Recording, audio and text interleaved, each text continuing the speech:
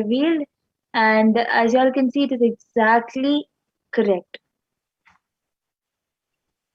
So with this, we'll be entering into the next power, the power of body scanning, and the volunteer will first help with removing the IBAN. Yes, so you all can see in front of you, the IBAN will be removed. And right in front of you, you can all see that the IBAN will be removed.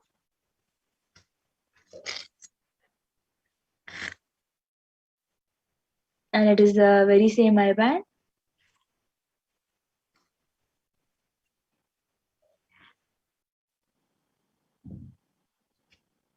Yes. So with this, we will be entering into the power of body scanning. So whoever wants a body scan, you can start commenting, requesting for your body scan in the Facebook comment section. We will be doing as many body scannings as we can from the Facebook comment section.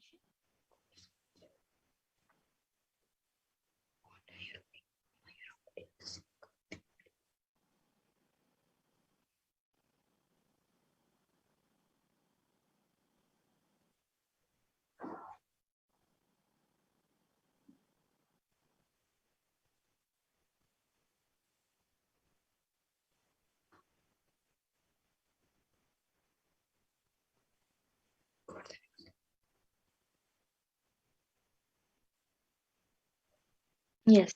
So in this power of body scanning, one awakens to the ability to scan illnesses, diseases, medically diagnose issues, and provide solutions through the awakened third eye.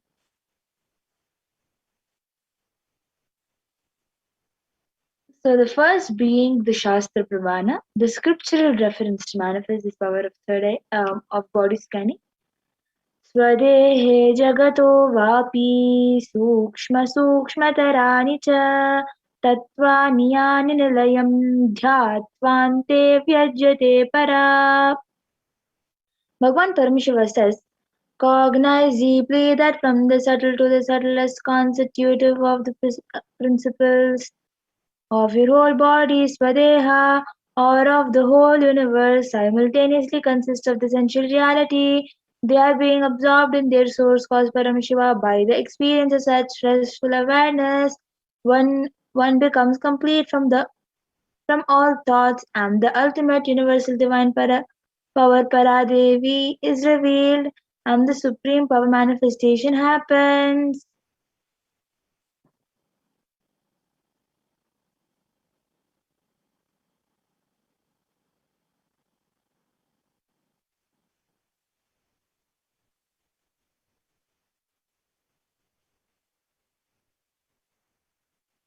So the next is the Apta Pramana, the reference of the power of body scanning from the life of the Siddha.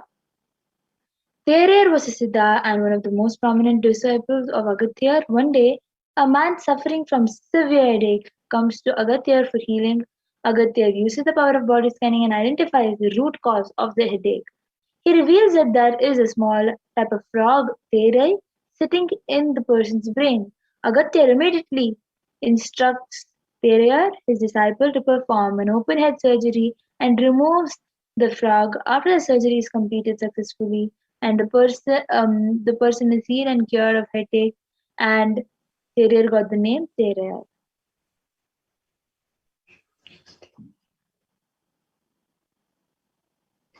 And the next, the Atma Pramana for this power, Swamiji shared on the 22nd of December 2019.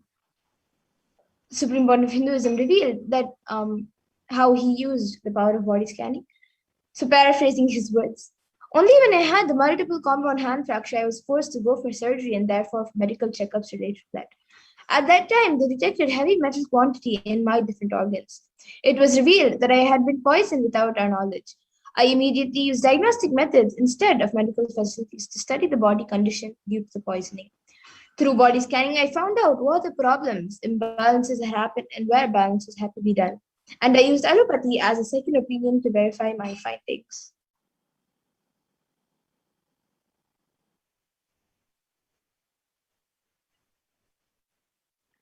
The next is the Sakshi Pramana, the experiences and results of the extraordinary manifestation of these divine powers, where the disciples have shared their experiences in various social media platforms. Here are a few screenshots of a few of the disciples sharing their experiences. And now we will be having live demonstration of this power of body scanning. Yes, so whoever would like a body scan, you can put your comment in the Nityananda Sangha YouTube channel.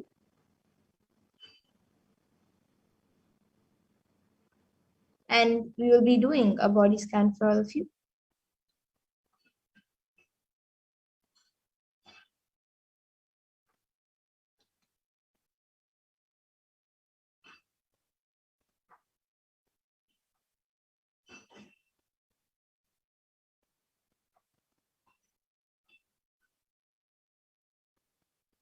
You can put a comment in the Kailasa's Nityananda Sangha YouTube channel, and we will be doing a body scan for you. So yes, we have Ma Lu Zhang, who has asked for a body scanning for Michelle Luang. We have his permission. Yes, Ma. Now I'll be doing for Michelle Aya. We're sorry about the technical glitch, and I hope we can. I hope all of you are able to hear us now, and we're audible. We're sorry for the technical glitch.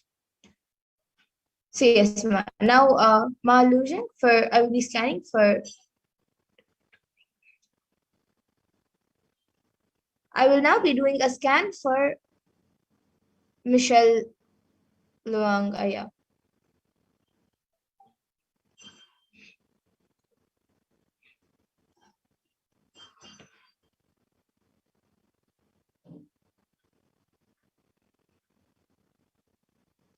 Yes, I will be doing a scan for Ma Michelle.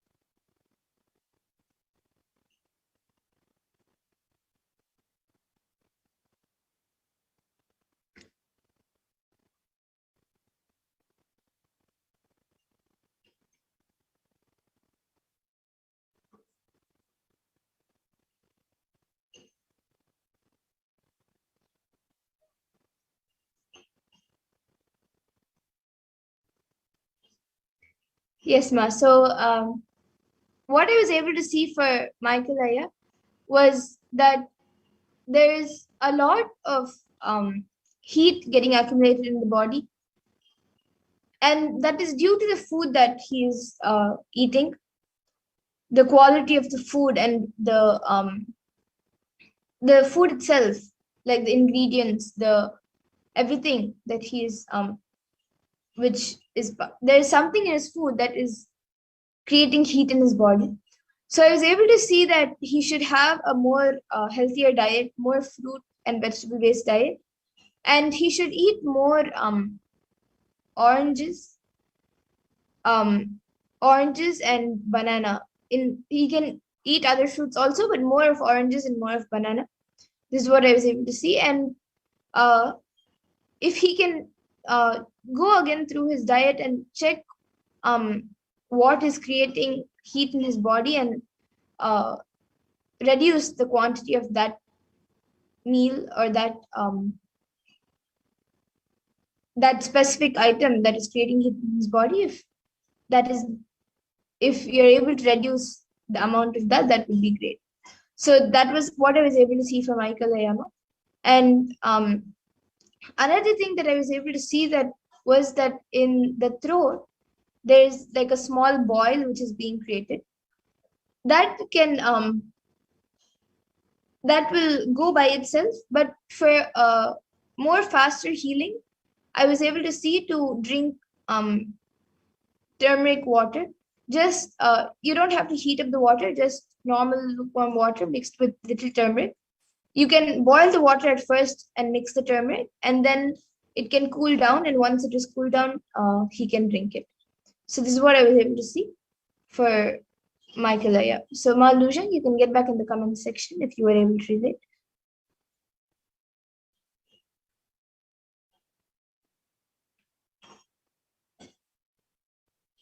And Tamil Selvanaya has asked if Tamil language is possible. Yes, I and other we do have few Balsans who will be able to scan and tell you in Tamil and translate into Tamil. So you can come in the 4 p.m. demo.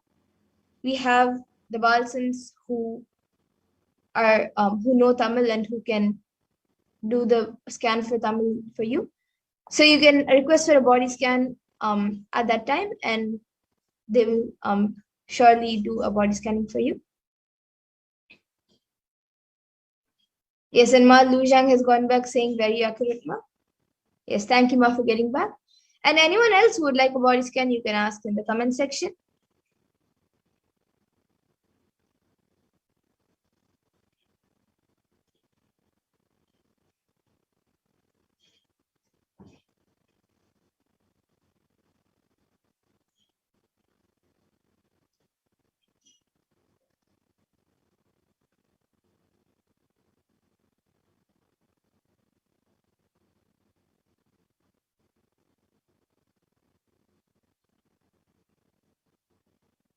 Tamil Selvanaya, you can get back, you can come back for a body scanning and in the 4 p.m.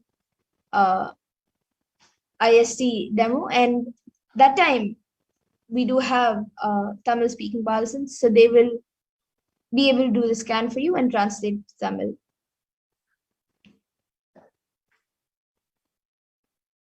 Yes, and Ma Lujang is asking, could you scan my back pain problem? Yes, Ma, I will be doing a scan for you now.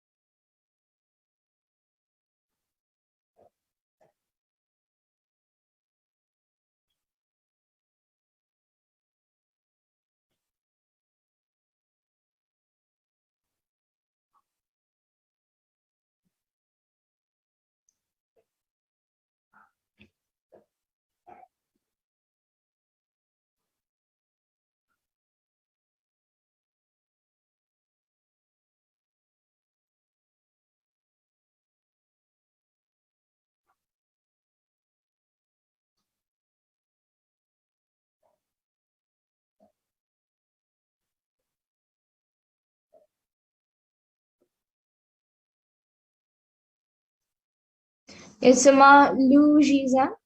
For you, Ma, I was able to see that in your back. I was able to see mainly it is your lower back is you're having pain in the lower back. Sometimes even in your upper back near your shoulders also you have some pain. But mainly I was able to see it's in your lower back. And I was able to see that because there's a stiffness which is being created, and also there's little bit of calcium deficiency which is starting. So I was able to see that every day morning or evening. Morning would be better. If you're not able to do in the morning, then in the evening, you should do at least you should do 108 Surya Namaskars. To start off with, if you're not able to do 108, at least 50, you should be able to do like you should do at least 50 Surya Namaskars. And then once you're comfortable with that, you can slowly push yourself to doing 108 Surya Namaskars for at least the next 2 or 3 weeks. And that will help in healing your back problems, and it will make you overall healthy. This is what I was able to see for you, Ma.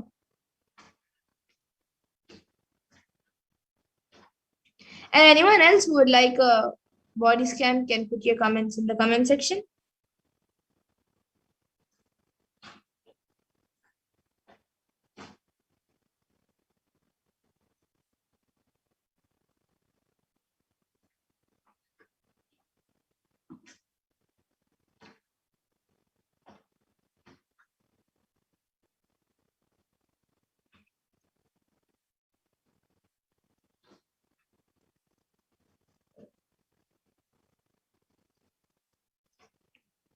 So some of you might be wondering how this power of body scanning works. So actually, when, of course, any power which is manifested, we connect first in the space of oneness with Swamiji.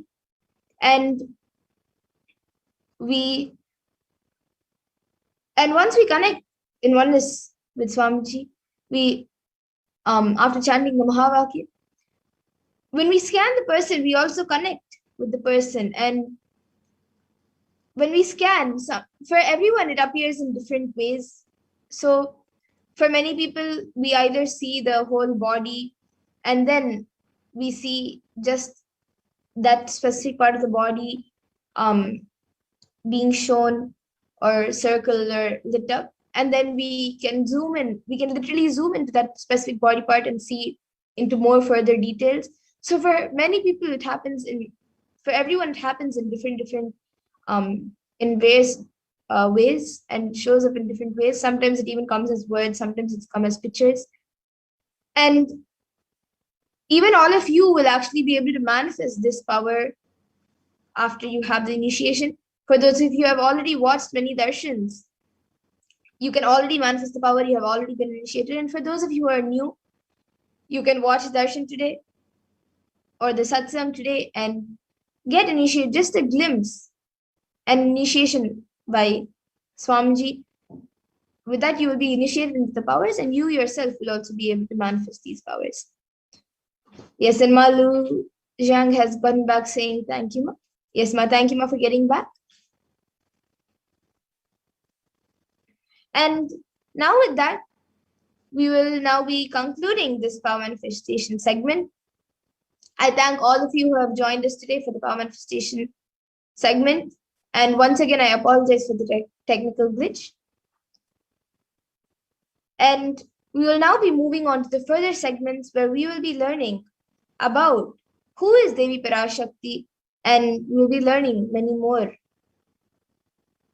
amazing sciences about the Baba Samadhi Darshan. And you will also be learning how you can make offerings to Devi PARASHAKTI, what Devi PARASHAKTI has revealed in the Akashic readings, and much more. So we'll now be getting into the next segment where we will be learning who is Devi PARASHAKTI.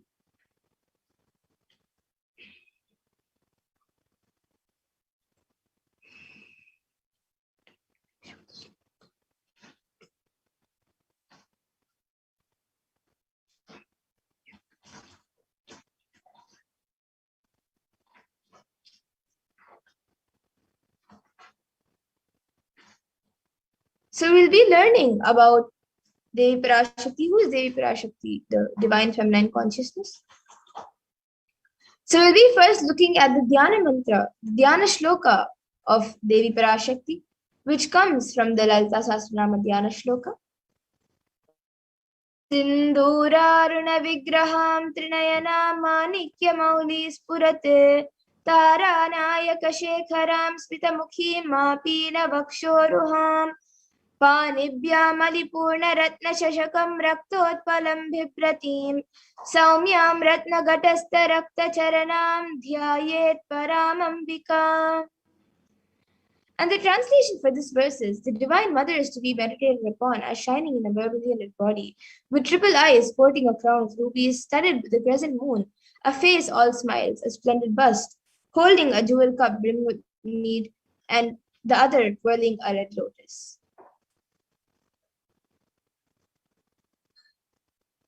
And another Dhyana shloka which also comes from the Lalita Sahasranama. Arunam karunam tarangatakshim dritapashankusha pushpabana chapam animadi viravritam ayukaihi rahamityeva vibhavaye bhavani.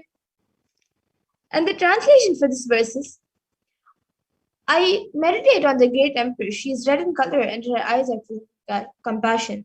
She holds the noose, the goad, the bow, and the flowery arrow in her hands. She is surrounded on all sides by powers such as Anima Flores, and she is the self within me.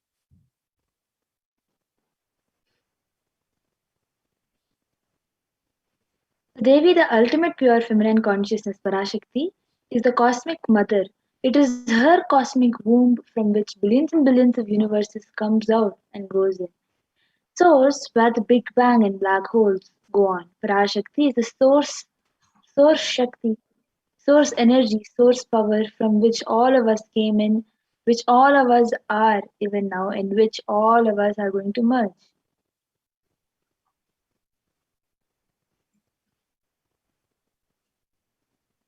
And out of her extreme love and compassion, PARASHAKTI herself is manifesting through the embodied form as the Nijavatara of the Supreme Point of Hinduism, Jagat Guru Mahasannidhanam, His Divine Holiness, Bhagavan Nityananda Parameshwaram,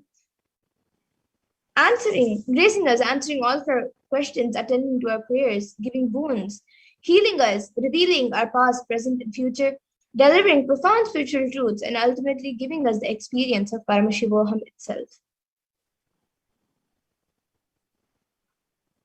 In the words of PARASHAKTI herself, raising as Omkara, expressing as Vedas and Agamas, blossomed as Hrimkara, filled as Parashodasi, living in 40 triangles, the Kailasa Swamini, who is in Kailasa Shri Parachintamani. Parashodasi, sitting as part of Paramashiva, Parameshwari, who rules the world, Paramashakti, Manonmani, Meenakshi. As Nityananda, I took Nijavatara here to give good boons to everyone, to bestow all goodness. Hiranyagarbha Swarupini, Brahmanda Yoni, Shami, Chandramauli, Rapala, Aparna, Uma Parvati, Savitri, Navayavana, Samraja Lakshmi, Parameshwari, Parashodasi, Meenakshi. Taking the form of Nityananda, I came here as Nijavatara. With great compassion I am blessing. Listen, people, to do good to all of you, I took the form of Nityananda and came down as the Nijavatara. And Devi PARASHAKTI says, raising in Omkara, blossoming as Shiva, Shiva manifesting as source of existence, powers of existence, expression of existence, from the oneness of Om, blossoming into two as Prakriti and Purusha, blossoming as three Shaktis, Icha, Kriya, and Jnana, growing as 4 Vedas, expanding as 5 Panchabhutas, beyond 6 chakras, filled as Gotras of 7 Rishis, expanding as 8 directions, existing as 9 Grahas, blossoming as 10 Indriyas, being as 11 Rudras, creating all the worlds, bringing life to tell and make truth blossom and to do good. Parashodasi, Meenakshi, in the form of Nityananda, I came to bless every one of you.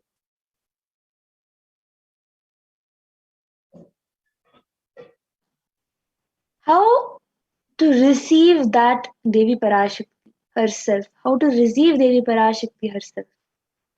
So literally you're seeing Paramashiva and PARASHAKTI at that moment. She is there in your screen, so always receive her very traditionally with 2 betel leaves, 1 banana, 1 betel nut, 1 coin in front of the screen. Watch Devi. The coin is considered very traditional dakshina in the Hindu tradition. It can be to the lowest value. It can even in India, it can even be just 1 paise. In USA, it can be even a cent. I'm not trying to monetize. Keep even 1 cent. It is okay. So for 100 days, if you have darshan, you will add up to $1. In India, even 1 paise is okay. And you can offer that to Devi PARASHAKTI. And once the darshan is over, you can do namaskar and eat the betel leaf, the betel nut, and the banana, taking it as prasadam immediately. And the coins that you collect, you can send it to the Los Angeles temple and for the further procedures. And for those of you who might be wondering, how this beetle leaf and beetle nut may benefit you, whether it is physically, mentally, emotionally, how will it benefit you? So this beetle leaf, beetle nut may look too small, but in a few days you will realize how much it adds to your sentiment that really Devi PARASHAKTI is there. You will not take Devi Darshan for granted. Rituals will break your monotonous unconscious mentality and lifestyle and remind you and raise you with powerful cognitions. It will break your unconscious behavior.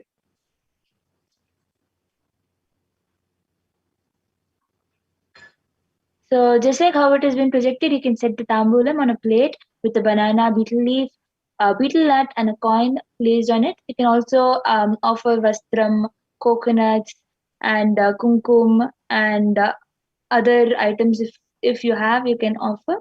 But otherwise, you can offer these, and you can also, after Devi PARASHAKTI, immediately after the Devi PARASHAKTI Akashic reading gets completed, you can have the Naivedyam as a prasad. Yes. So now with that, we come to the conclusion of this segment where we have learned who is Devi PARASHAKTI and how we can receive Devi PARASHAKTI when she comes for the darshan. So with that, we will now be moving to the next segment of this program where we will be seeing what Devi PARASHAKTI has revealed in the Akashic readings and how important it is for us to understand, internalize, and follow what Devi PARASHAKTI has revealed in the Akashic readings for humanity. So with that, we will now be moving to the next segment of this program after a really short break.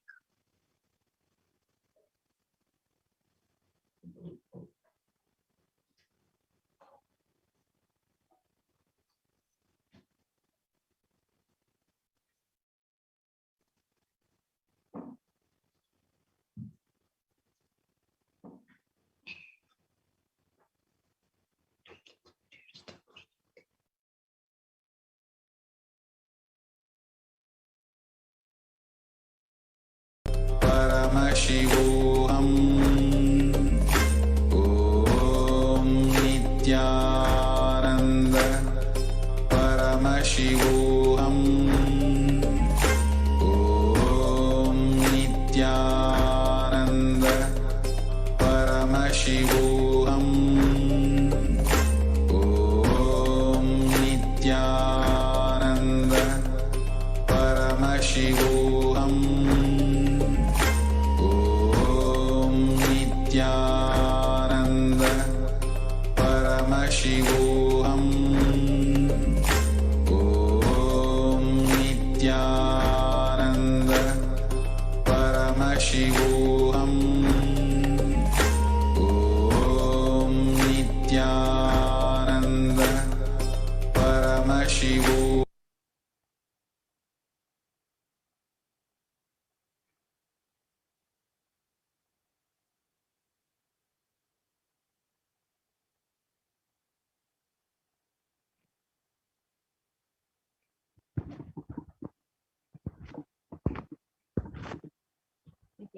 Welcome back, dear viewers.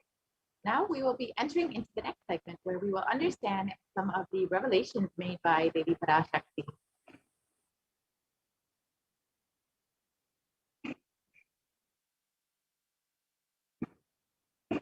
So on the 14th of April, 2021, Devi revealed, Corona is destroyed, but it will take 4 years for the political conspiracies done by humans to end. I will protect my devotees, disciples, and Kailasa-vasis. No suffering will come for my devotees, but it will take 4 years for the conspiracy of Corona to end. It will come to an end only in 2025. It is a conspiracy, a human conspiracy. You are asking about the suffering of Corona in India. Listen properly to what is said. With honesty, I am telling you the real truth. The cosmic pralaya has stopped. The Corona second wave that is happening now is a bioweapon. What is happening now is a bio-war.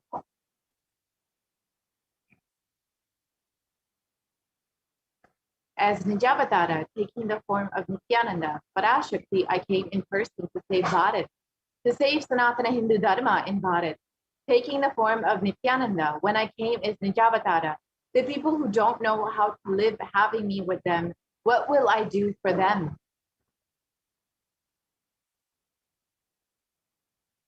World cannot be sacrificed for the sake of conspiracies done by some ignorant thieves who got stuck in Maya. Shrishti should not have loss. Cosmos should not have destruction. To save the cosmos from Pralaya, I made a huge ship. Its name is Adi Kailasa. Adi Kailasa is the ship that will gather all the enlightened powers of this cosmos and save the people from the Pralaya through the tricks of traitors, rule of the enemies, without any other way out. Time came for the sailor itself to leave. That is why the sky is boiling and moving towards huge destruction.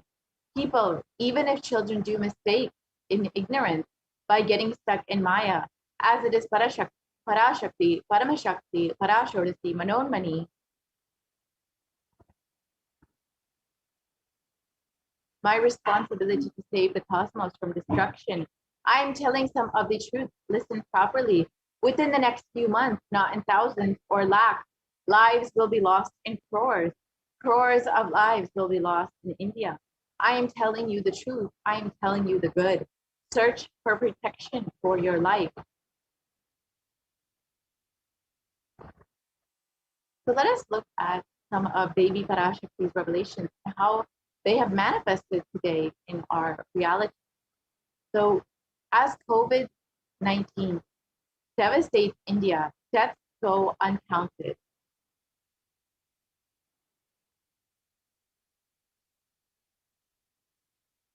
In May, it was reported that nearly 350,000 new infections were reported, and the deaths continue to rise. At one hospital in Delhi, the capital, doctors said that 20 patients were in critical care unit and had died from oxygen pressure when the oxygen pressure dropped. The doctors blamed the deaths on the city's acute oxygen shortage.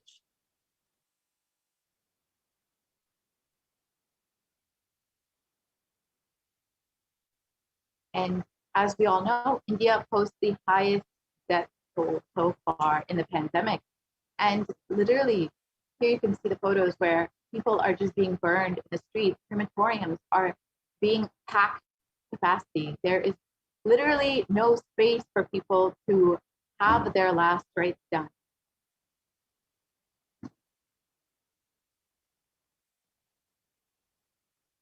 And here you can see the photos of dead bodies being burnt in the streets. And as the Supreme Pontiff of Hinduism revealed, people will be dying like rats and cats in the streets. And this is exactly as it is manifesting, unfortunately, in India.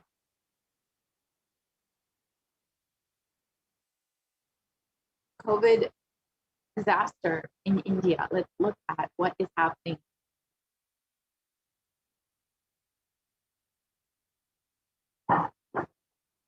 And the Supreme Pontiff of Hinduism revealed on the 23rd of May, 2021, all devotees and disciples, whoever listens to me, whom I do not need to convince, this is a personal message I am giving to all of you. Devi has very clearly revealed to me in Puratasi month, in August to September, there is going to be a worse third wave of Corona.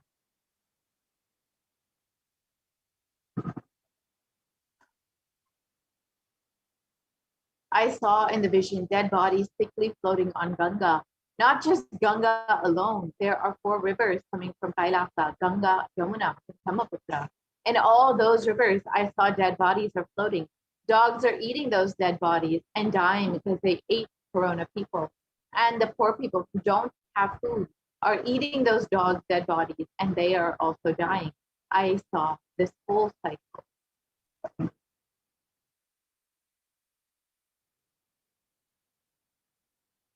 I am not a constipated conspiracy theorist or a positive thinking bakwa. I see reality as it is and am revealing it to you all as it is.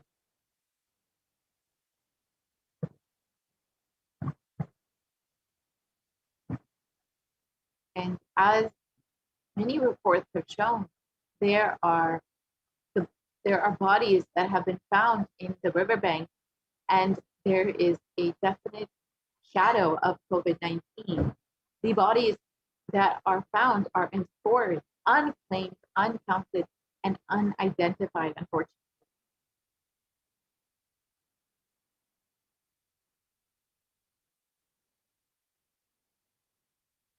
In one report, it stated that India's holiest river, Ganga, is swollen with COVID victims. Hundreds of corpses have been found floating in the river or buried in the sands of its banks. This was reported in May itself. Now that we are entering into the Purasasi month pretty soon, these numbers will certainly be increasing.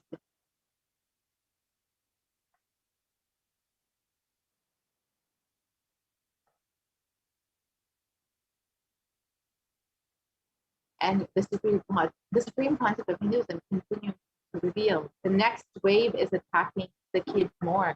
That is what is terrorizing, frightening. I cannot reveal more detail.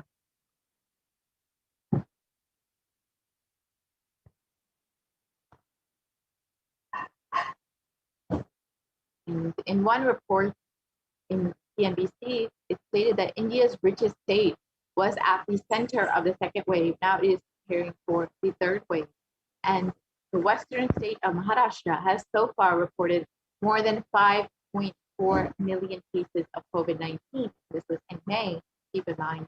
And this includes over 82,000 deaths from COVID-19, with some predict a third wave that could hit India potentially between September and October. And this is around the time of Purasasi, as the Supreme Hinduism revealed. Don't lower your guard. In one more report, it stated that do not lower your guard. Prepare for the inevitable third wave. Even though it is being anticipated that the coronavirus cases would have already peaked in mid-June in the city, experts have been warning against lowering the guards, as they said that a third wave of COVID-19 looks inevitable by the end of October. Not only that, but the experts have further said that the third wave could be deadlier than the first two waves.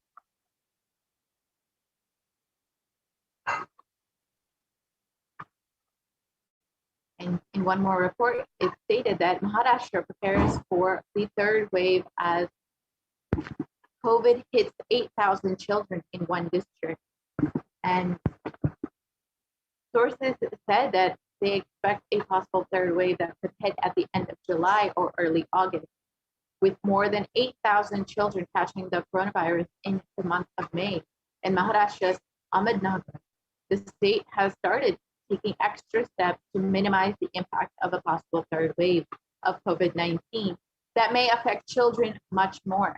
In Maharashtra's Sangli city, a COVID-19 ward is being prepared, especially for children. Currently, 5 children are being treated there. This was in May, and the facility is being prepared for more patients.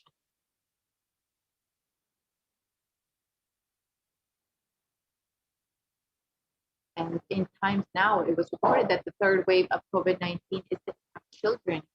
And over 9,000 children have already tested positive in Maharashtra in May.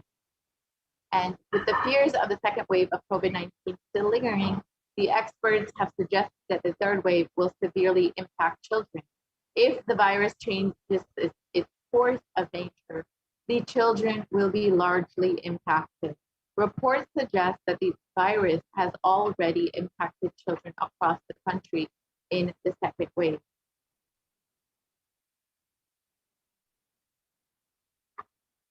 And Baby has also revealed a lot about the black fungus epidemic that has hit India. So we will run through some of those revelations and understand how it has been manifesting in our reality. If I could request the volunteer to project the slides on black fungus.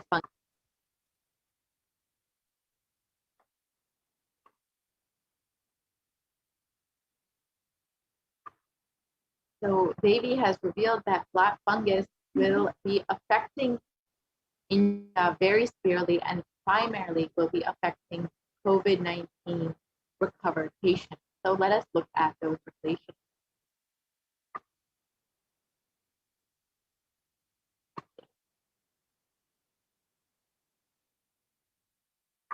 And we will get to those revelations in a moment, but let us look at the revelations Devi has made in other aspects of this pralaya.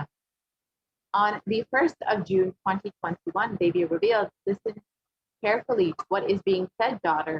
You are one of the beings who came down from Kailasa to be a wholesaler and to serve the world to protect it from the terrible corona.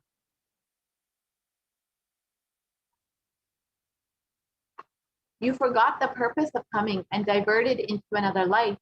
Such beings as you who came from Kailasa are also the reason for this terrible pralaya. Like you and other such beings who came from Kailasa have become the reason for this great drama. Forgetting the divine seva you need to do and leaving the work you are meant to do, you are doing some other work. For 3 days, think about what I told. I will make you realize it in your dream, waking state, and consciousness.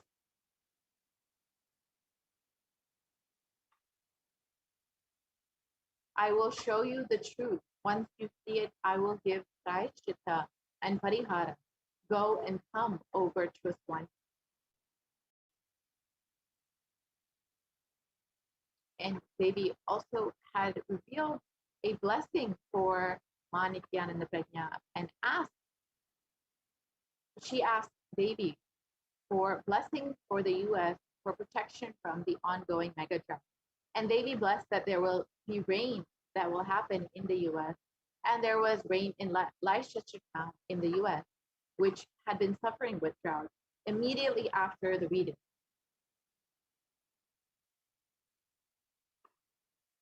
And as you can see the report from NASA, the drought conditions continue in spring 2021, and the persistent dryness in the West is exacerbating the region's mega drought. This was reported in USA Today. So let us listen to Devi's revelations and blessings for rain for the drought-affected Leicester, USA. இப்பொழுது தூரத் துவங்கிவிட்டது பார். பெருமழை பொழியும், துக்கங்கள் தீரும், காட்டுத்தீ இருக்காது. அன்னை அருள்மழை தந்தேன், தூரத் துவங்கிவிட்டது உன் நாட்டில். போய் வா. ஓம்.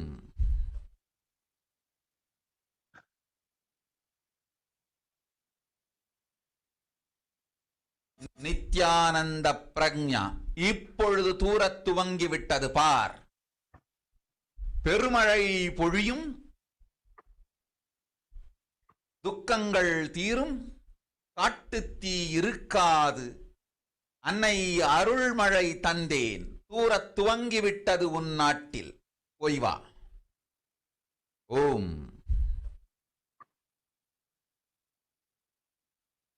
And the translation for Devi's revelation, Nityananda Prajna, see right now, it has started showering. Huge rain will be showered. Suffering will be solved.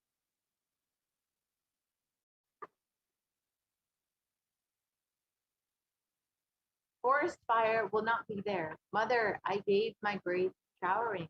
It has started to rain in your country. Go and come.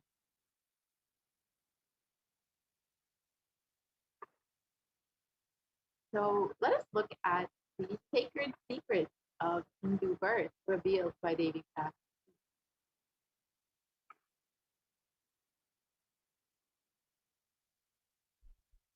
நன்றாய் கேட்டுக்கொள். உன் கேள்விக்கு உன்மூலமாய் உலகெங்கும் இருக்கும் இந்துக்கள் எல்லோர்க்கும் அளிக்கின்றேன் உத்திரம்.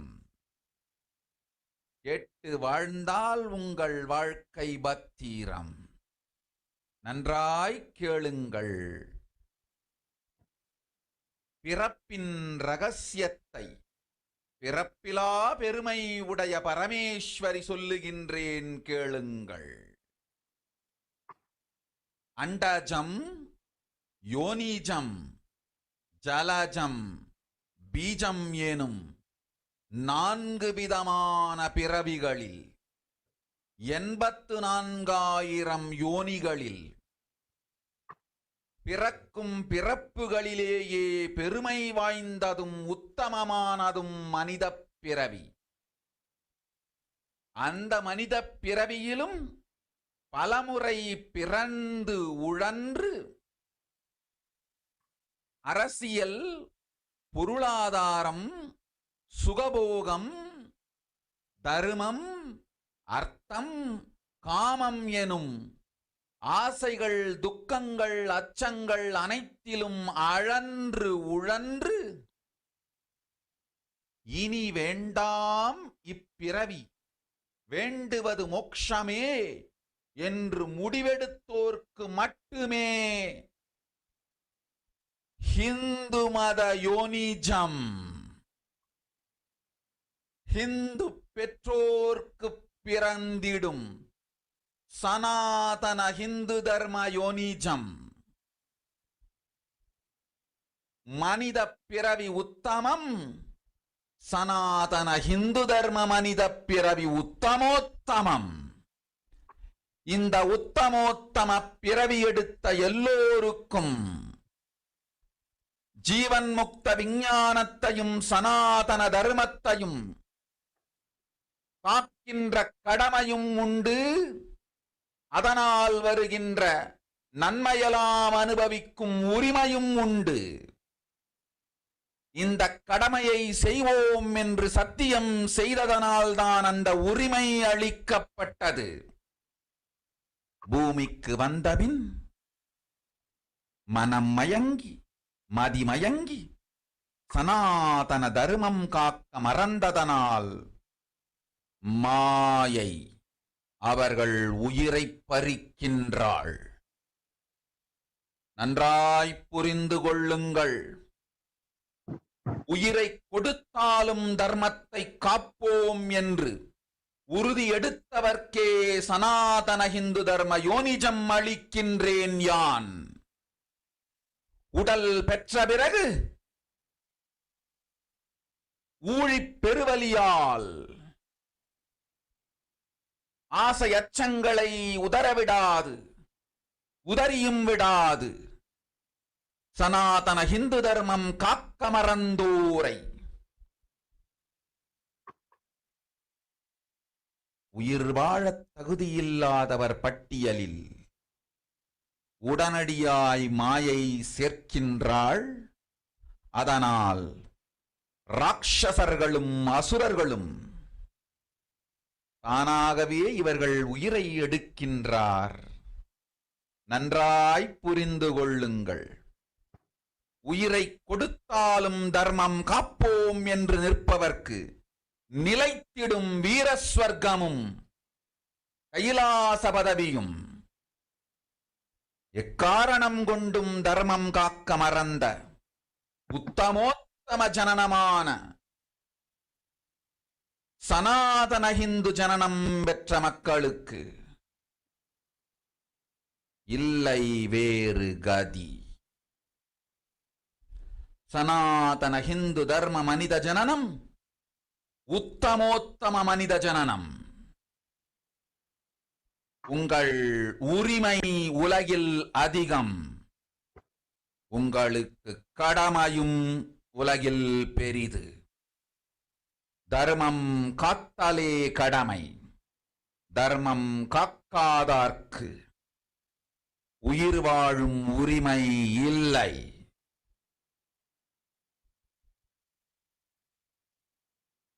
நன்றாய் புரிந்து கொள்ளுங்கள்.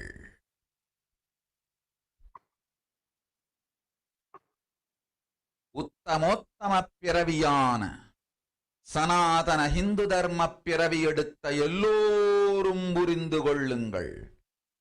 உங்கள் வாழ்வின் முதற்கடமை தர்மம் காத்தல். தர்மம் காக்க தர்மம் உங்களை காக்கும். சனாதன ஹிந்து தர்மம் காக்க மறந்திட்டால் வாழும் உரிமையை நீங்கள் இழந்து விடுகின்றீர்கள். அதற்கு மேல் வாழ்ந்தென்ன அழிந்தென்ன பூமிக்கு பாரம் குறையட்டுமென்று அசுரர்களும் ராட்சதர்களும் உங்களை உண்டு தீர்க்கின்றார்கள், அதையும் மாயை கண்டு சும்மாவிருப்பாள். பிரபஞ்ச ரகசியத்தை, பிறவியின் ரகசியத்தை உலகிற்கெல்லாம் உத்தரமாய்ச் சொல்லிவிட்டேன். புரிந்து வாழ்வில் நடந்து உயிரை பத்திரமாய் பார்த்துக் கொள்ளுங்கள். அன்னை சொல்லும் அருள் சத்தியம் இது. ஓம் ஓம் ஓம். Let us look at the translation of Devi's revelation about sacred secrets of Hindu birth. Listen, Andajam, Yonijam, Jalajam, Bijam, like this in 4 types of births, in 84 lakh yonis in all these births. The most greatest birth of them all is the human birth.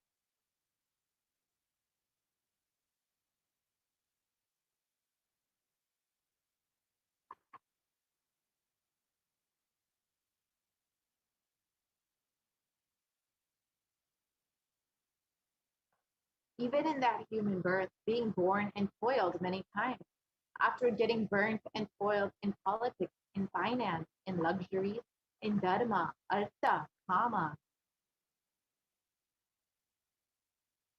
And those who decide of not wanting this birth, wanting only moksha, only those will have Hindu dharma yonijam, the Sanatana Hindu dharma yonijam of being born to Hindu parents.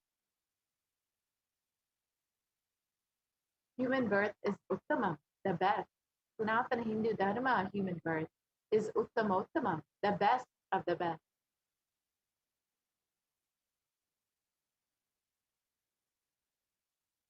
Everyone who took this Uttamottama birth has the responsibility of protecting the signs of living enlightenment and Sanatana Dharma.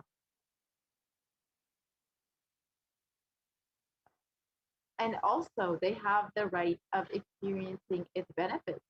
This right was given to them because of their commitment given by them to do this responsibility.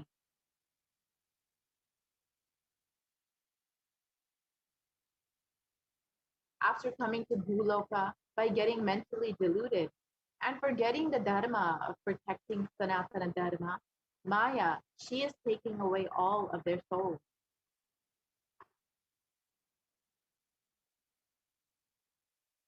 Understand carefully, I am giving the Sanatana Hindu Dharma Yonijam only for those who gave the commitment of protecting Sanatana Dharma, even by giving their life.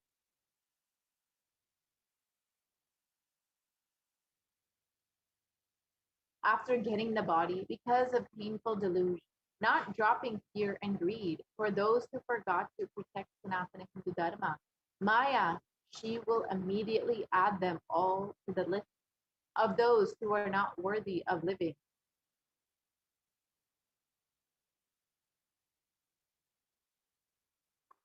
Therefore, Rakshasas and Asuras are automatically taking away their life. Understand properly. For those who stand that even by giving their life, they will protect Dharma, will permanently have Virasvarga and Kailasa Padavi.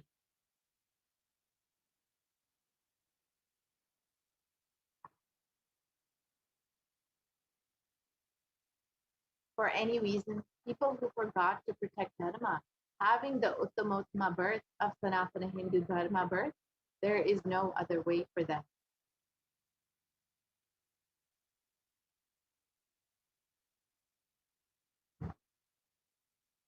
Sanatana Hindu Dharma human birth is the Uttamottama human birth.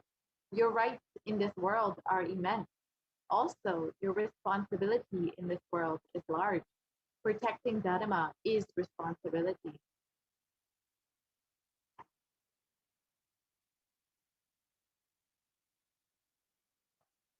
Those who do not protect Dharma, they do not have the right to live. Understand properly. All those who took the Uttamottama birth, which is Sanatana Hindu Dharma birth, all of you understand.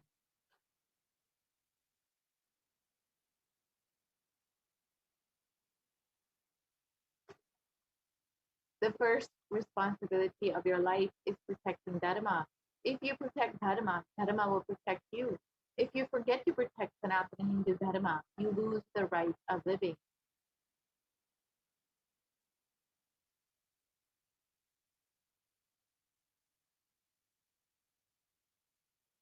After that, what bothers whether you live or get destroyed? Asuras and Rakshasas will eat you so that the burden on earth is reduced. Seeing that, Maya, she will keep quiet.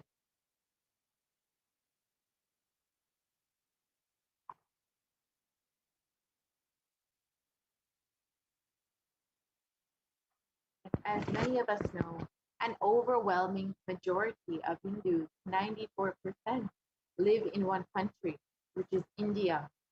The largest population of Hindus outside of India is Nepal, which is 2% of the population of Hindus, and Bangladesh, which is 1%, as per Pew Research. And 90% of Hindus are in India, and it is one of the worst hit countries by COVID-19. This is unfortunately not a coincidence.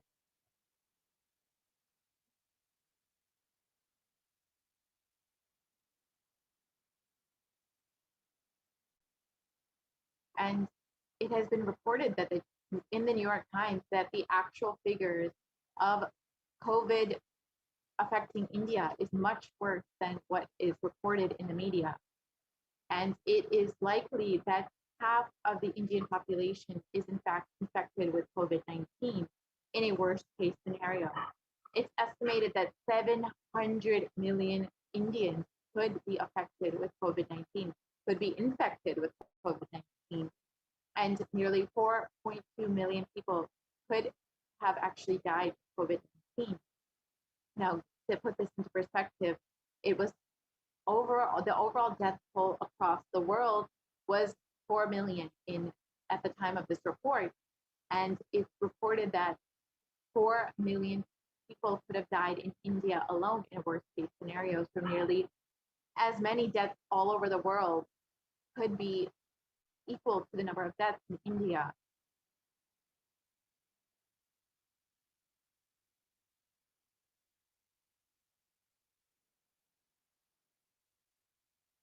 And as it was reported, nearly half the Indian population, so of 136 crore or 1.36 billion people, 70 crore or 700 million people could be infected with COVID-19.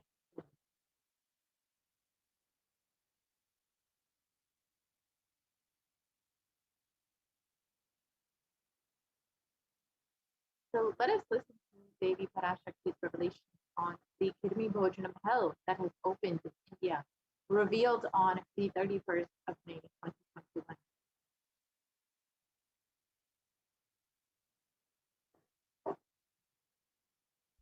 நீ சொல்லும் நபர்கள் போடும் சண்டை சச்சரவெல்லாம் எரியும் பெருநெருப்பில் இருக்கும் 2 எலிகள் போடும் சண்டை போன்றது. யார் சரி யார் தவறென்பது இப்பொழுது முக்கியம் அல்ல. உயிர் காத்துக் கொள்ளுங்கள், எல்லோரும் நன்றாய் புரிந்து கொள்ளுங்கள். நன்மையைச் சொல்லுகின்றேன், உண்மையைச் சொல்லுகின்றேன். இந்திய நாட்டில் இருக்கும் மக்கள் எல்லோரும் கேளுங்கள். கருட புராணத்தில் வியாசன் சொன்ன கிருமி போஜனம் என்னும் நரகம் திறந்து நேரடியாய் இந்தியா மீது இடிபோல் விழுகின்றது. ஆதி கைலாசத்திற்கு ஓடிச் சென்று வருமுன் காத்துக்கொள்வது மட்டுமே ஒரே வழி. கொரோனா பெருந்தொற்று கொள்ளை நோய் கிருமி போஜனம் எனும் நரகத்தை பூமிக்கு கொண்டு வந்து விட்டது. அகோர தாண்டவத்தின் ஆட்டம் யாராலும் அடக்க முடியாத அளவிற்கு ஆரம்பித்து விட்டது. புதிதாய் உருக்கொண்டிருக்கும் இந்த நுண்ணுயிரி மயில்கள் கடந்தும் காற்றினில் உயிரோடு இருந்து மற்ற உயிர்களையும் அழித்து உடல்களை தின்னும் பெரும் வலிவு கொண்ட பேரசுரர்களாய் வலம் வரத் துவங்கி விடுகின்றது. நன்றாய் புரிந்து கொள்ளுங்கள். வருமுன் காத்துக் கொள்ளுங்கள், அது ஒன்றே வழி. அதற்காகவே ஆதி கைலாசத்தை திறந்து வைத்திருக்கின்றேன். உயிர் காத்துக் கொள்ள வேண்டி விரும்பும் எல்லோரும் ஓடுங்கள் ஆதி கைலாசத்திற்கு. இந்தியாவில்தான் இந்த நரகம் திறந்து உலகெங்கும் பரவப் போகின்றது. கிருமி போஜன நரகம் பூமிக்கு வந்துவிட்டது. மனிதர்கள் செய்த மகா கொடுமைகளினால். அன்னை முன்னின்று என் அடியவரை காப்பேன் சொல்வதை கேட்டு உயிர் காத்துக் கொள்ள விரும்புவோர் வருமுன் காப்பது ஒன்றே வழி என்று தெரிந்து செல்லுங்கள் ஆதி கையிலைக்கு. ஓம் ஓம் ஓம்.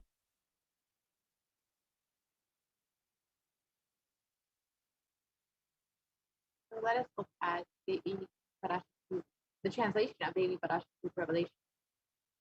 Everyone in India, all of you listen. The hell of Kirmi Bojanam that was mentioned by Vyasa in the Garuda Purana has opened and is directly falling on India as thunder.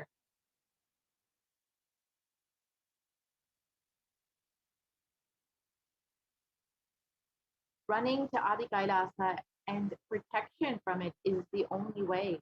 Deadly corona life-taking disease has brought the hell known as Kirmi Bojanam to India.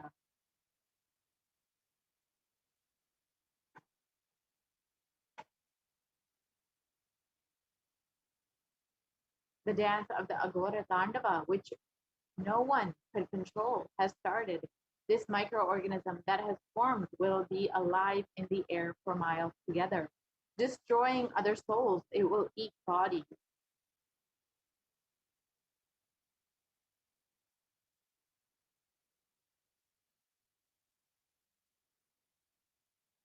It has started roaming as great demons with tremendous strength.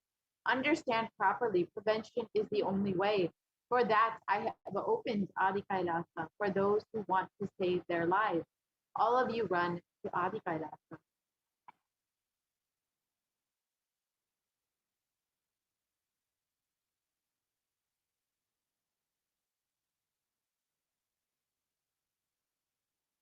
Only in India this hell is going to open and is going to spread to the whole world.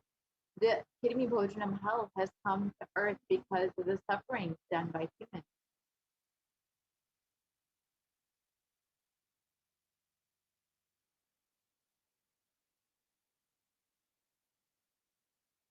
Mother, I will protect those at my feet, those who listen to me and wish to save their lives, learning that prevention is the only way.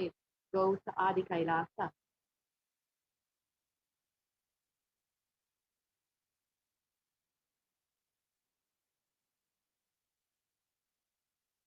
And let's understand what is the Kirmi Bojanam hell. It is one of the 28 hells described in the Hindu scriptures, where people are sent to suffer in a pit to be eaten by worms. And this is mentioned in the Skanda Purana in chapter 12, in chapter 2, and in chapter 30, and the Brahma Purana in chapter 20, and the Padma Purana in chapter 48.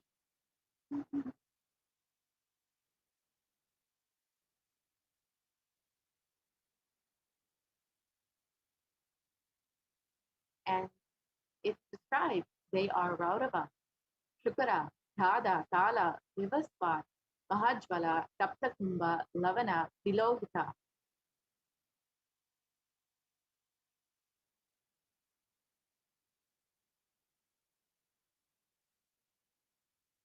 The river Vaitarani consists of the putrid stuff flowing in it, Kirmi Bhojana, the Asipatravana, and the Lalabhaksha are the terrible.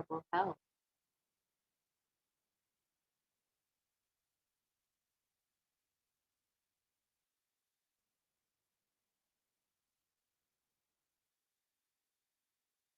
So let us listen to the Supreme Concept of Hinduism, the Devi's revelations on what the solution for this was. And the was to save India. Om Om Vinayaka Shrikanta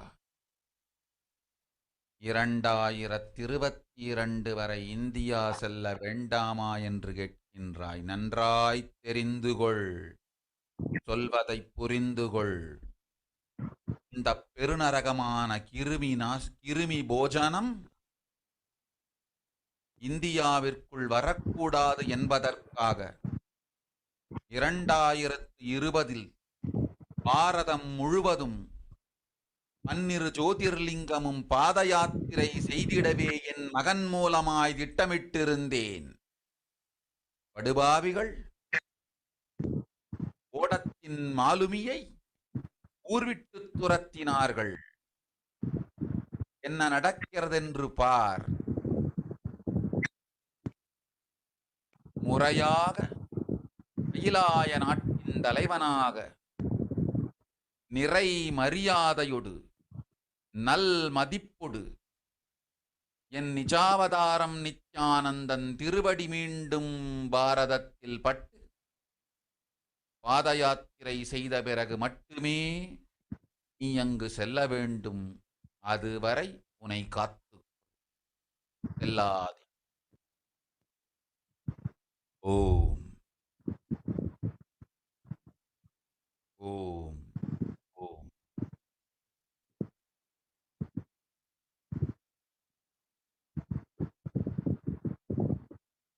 And Devi's revelation mapped into English. You are asking whether or not to go to India until 2022. Know properly, understand what is said.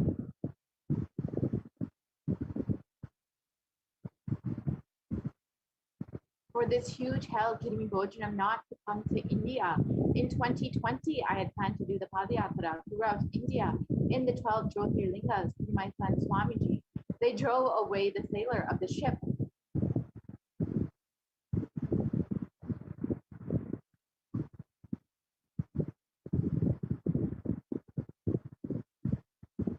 See what is happening properly as the leader of Kailasa nation, with complete respect, with good regards, when my Nijavatara Nityananda's feet touch on Bharata.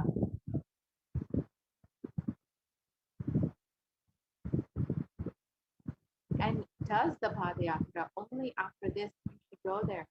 Till then, protect yourself. Do not go.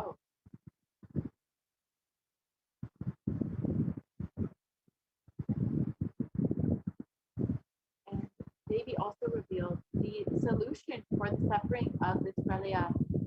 And on the 12th of May, Devi revealed it. அடுத்த சில மாதங்களில் 1000 அல்ல, லட்சம் அல்ல, கோடியில் உயிர்கள் பலியாகும். இந்திய நாட்டினில் கோடியில் உயிர்கள் பலியாகும். உண்மையை சொல்லுகின்றேன், நன்மையை சொல்லுகின்றேன். தேடிக்கொள்ளுங்கள் உங்கள் வாழ்க்கைக்கு பாதுகாப்பை. ஆதி கைலாசத்தை நிர்வகிக்கும் அன்பர்களே, நன்றாய் கேளுங்கள். 12 ஆண்டுகளுக்கு முன்பாக வரப்போகும் இந்த மாபெரும் பிரளயத்தை தெரிந்து கொண்டு உலகில் இருக்கும் எல்லா ஔஷத சக்திகளையும் ஒன்றாய் திரட்டி நவபாஷாணத்து நிறுத்தி ஆனந்த லிங்கமாய் வைத்திய சரோவரத்தில் ஸ்தாபித்து வைத்தேன். வருகின்ற குரு பூர்ணிமையோடு 12 ஆண்டுகள் அந்த ஞான ரசவாதம் பழுத்து முதிர்ந்து முழுமையான நவபாஷாண லிங்கமாய் மலர்ந்து விடுகின்றது. வருகின்ற குரு பௌர்ணமியில் இருந்து வருகின்ற எல்லோரும் அங்கு வந்து நவபாஷான தீர்த்தத்தில் தீர்த்தமாடிச் செல்ல அனுமதியுங்கள். அதற்கு வகை செய்யும் விதத்திலே நல்ல முறையிலே எல்லா நன்மையும் செய்து வையுங்கள். இந்த தீர்த்தத்தில் தீர்த்தமாடியோர்க்கும் அந்த தீர்த்தத்தை அருந்தியோர்க்கும் கொரோனா கொடுந்தொற்று வராது, மரணம் இல்லை, துக்கம் இல்லை. இது அறிவியல் பூர்வமாய் அனுபவபூர்வமாய் நிரூபிக்கப்படும். அதனால் கோடிக்கணக்கில் மக்கள் வரிசையில் நின்று தினந்தோறும் வந்து நவபாஷாணத்தாலான ஆனந்த லிங்கத்தில் நித்யானந்த லிங்கத்தில் நீராடி வணங்கி நன்மை பெற்றுச் செல்வார்கள். நன்றாய் கேளுங்கள் மக்களே. 12 ஆண்டுகள் முன்பாக பராசக்தி நான் செய்து வைத்த நவபாஷாணம் சித்தித்து புளித்து பழுத்து முதிர்ந்து ரசவாத யோகத்தில் சித்தியாகி இன்று நிறைந்த நவபாஷாண நித்யானந்த லிங்கமாய் வைத்திய சரோவரத்தில் மலர்ந்திருக்கின்றது. இதை செய்த காரணம் வரப்போகும் பிரபஞ்சத்தின் பிரளயத்திலிருந்து மக்களை காத்திடவே. எல்லோரும் கேளுங்கள். ஆதி கைலாசத்து நேரடியாய் மறைமுகமாய் உதவி செய்து உடன் இருந்த எல்லோரும் கேளுங்கள். உங்கள் எல்லோரையும் நம்பியே இந்த படகை நாம் உருவாக்கினோம். இந்த பெரும் சேவையில் எல்லோரும் வந்து பாகமாயிருந்து கொரோனா வராதவர், வந்தவர், வந்து நீங்கியோர் இவர்கள் எல்லோருக்கும் மாபெரும் மருந்து நவபாஷாண நித்யானந்த லிங்கத்து தீர்த்த விருந்து. எல்லோரும் வந்து நல் நீராடி தற்காப்பும் பெற்று நோய் கண்டவர் நோயும் தீர்ந்து நன்மையெல்லாம் அடைந்திட இந்திய நாட்டு மக்களே, உங்களால் இயன்றதை செய்திடுங்கள். உங்கள் எல்லோர்க்கும் நல் பாதுகாப்பும் உண்டு, நல்லதும் உண்டு. என்னை இழந்தாலும் என்னை நீங்கள் மறுத்தாலும் உங்களை நான் காப்பேன். அஞ்சாதீர்கள். பெருங்கருணை பேரருளால் நான் செய்து வைத்த கப்பலை உபயோகித்து இந்த ஆழிப் பிரளயத்தின் பெருங்கூத்து ஊழிக் கூத்திலிருந்து உங்களை காத்துக் கொள்ளுங்கள். உண்மையை சொல்லிவிட்டேன், நன்மையை சொல்லிவிட்டேன். பிராயஷ்சித்தம் வேண்டுமென்றும் காப்பாற்ற வேண்டுமென்றும் கதறிய பக்தர்கள் எல்லோருக்கும் பெருங்கருணையினால் தீர்வை தந்து விட்டேன். அன்பர்களே, பக்தர்களே, சீடர்களே, என் சொல் கேட்கும் நேர்மையான தொண்டர்களே, புயல் என புறப்படுங்கள். ஆதி கைலாசத்திற்கு தேவையானதெல்லாம் உடனடியாய் செய்து வரப்போகும் மக்களுக்கெல்லாம் அன்னதானம் செய்து அவர்கள் நல்லபடி வைத்திய சரோவரத்தில் தீர்த்தமாடி நவபாஷாண மருந்தையே விருந்தாய்க் கொண்டு நோயிலிருந்து தற்காப்பும் பெற்று உயிர்காப்பும் பெற்று நல்லபடியாய் வாழ்ந்திட தேவையான சேவைகளை செய்யுங்கள். இதுதான் உங்கள் எல்லோருக்கும் பிராயஷ்சித்தம். நித்யானந்தன் வடிவு தாங்கி நிஜாவதாரமாய் நான் இந்திய நாட்டில் வந்தபொழுது என்னை வைத்து வாழாத பெருங்குற்றத்திற்கு பிராயஷ்சித்தம் இதுவே உங்களுக்கு. இதையாவது செய்து, இது ஒன்றையாவது செய்து உங்களையும் காத்துக் கொள்ளுங்கள், நாட்டையும் காத்திடுங்கள். கோடிகளில் உயிர்கள் போகப் போகின்றது என்பதை நேரில் காண்பீர்கள். கண்ட பிறகுதான் நான் சொல்லும் வார்த்தையின் சத்தியமும் உண்மையும் உங்களுக்கு புரியப் போகின்றது. அழிவதற்கு முன் வந்து நவபாஷாண மருந்தை விருந்தாய்ப் பெற்று மரணத்திலிருந்து உங்களை காத்துக் கொள்ளுங்கள். மக்களே, இது ஒன்றே வழி.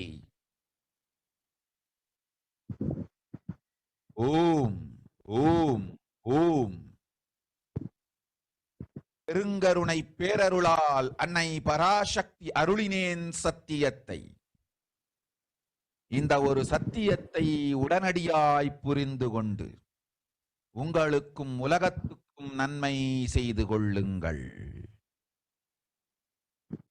ஆதி கைலாசத்து நித்யானந்தலிங்கத்தின் எல்லைக்குள் ஆருக்கும் கொரோனா கொடுந்தொற்று தீண்டாது. இந்த சத்தியத்தை அனுபவபூர்வமாகவும் அறிவியற்பூர்வமாகவும் முழுமையாக நீங்கள் புரிந்து கொள்வீர்கள். இது நிரூபணமாகும்.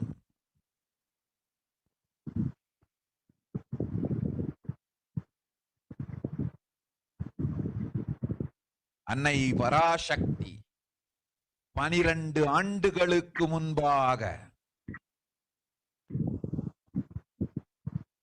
உள்ள ஞான ஔஷத சக்திகள் அனைத்தையும் பிரம்மாண்ட யோனி ஹிரண்ய கர்ப்பத்திலிருந்து கொண்டு வந்து உருவாக்கி வைத்த நவபாஷாண லிங்கம் இன்று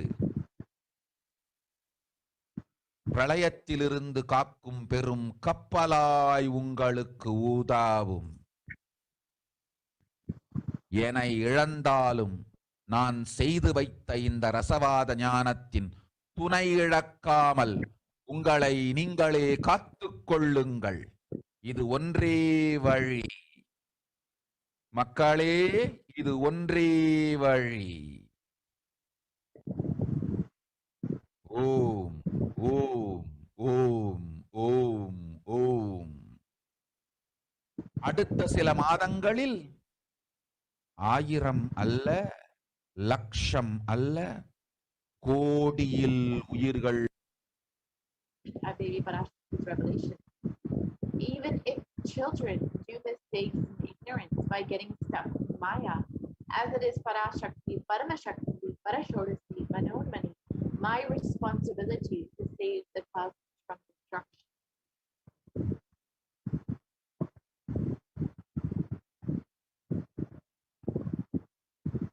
I am telling some of the truth. Listen properly within the next few months, not in thousands or lakhs. Lives will be lost in crores. Crores of lives will be lost in India.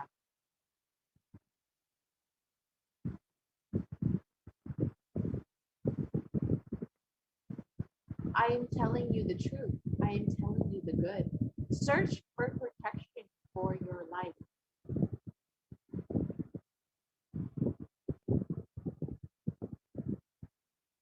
And despite the ongoing pandemic, and despite the Supreme Council of Hinduism not being allowed to do the Padayatra in India and re-energize the culture because continuously Devi and Supreme Council of Hinduism have been blessing India and Indians with various solutions like the multi-layer quarantine in Adi Kailasa and the Navapashana Linga, which would save anyone who bathes in its waters. Continuously, the Supreme Council of Hinduism has been protecting and blessing humanity. Devi has been protecting and blessing humanity to help people through this pralaya, to guide them, to ensure that they survive. As the Supreme Council of Hinduism and Devi continuously have been telling us, the only priority for this year is to keep yourself alive. And there are multiple opportunities that you can take, like going to one of the Kailasa enlightenment ecosystems to protect yourself with multi-layer quarantine during this pandemic. And the Supreme Court of Hinduism has opened this up for anyone who is interested in saving their life. So you are welcome to visit kailasa.org/kailasa to sign up today for this multi-layer quarantine. And as we've known, Devi and the Supreme Court of Hinduism have been continuously guiding us and blessing us throughout this pandemic and throughout this pralaya. And if you want to show your gratitude, if you want to show your love and gratitude for Devi during this time, you are welcome to stay tuned for the next segment where we will learn some of the offerings that you can make to Devi PARASHAKTI. These offerings are not only a way to show your gratitude, but to actually deepen your connection with Devi and with the Supreme Court of Hinduism and to receive the immense benefits of these offerings. So stay tuned. We will be right back after a very short break.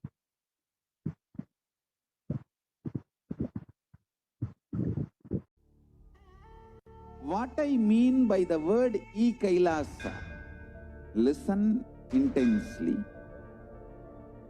Enlightenment ecosystem, literally enlightenment itself, in your own home, wherever you are. If you cannot come to Kailasa, it's okay. Kailasa can come to you. Kailasa coming to you is e-Kailasa.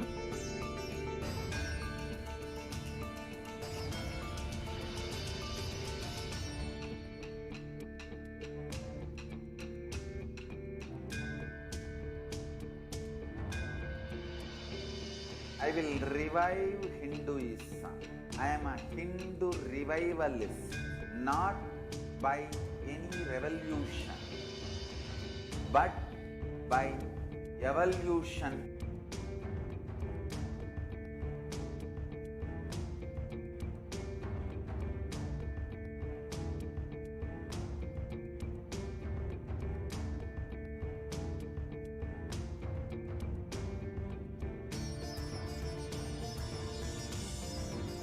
And setting model communities.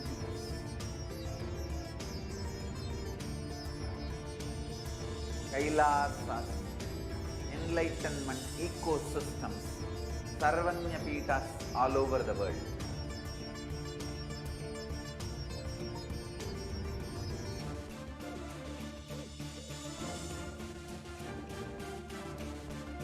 All powerful cognitions, knowledge, only when you live, power manifestation and possibilities manifestation happens. It's a fundamental truth.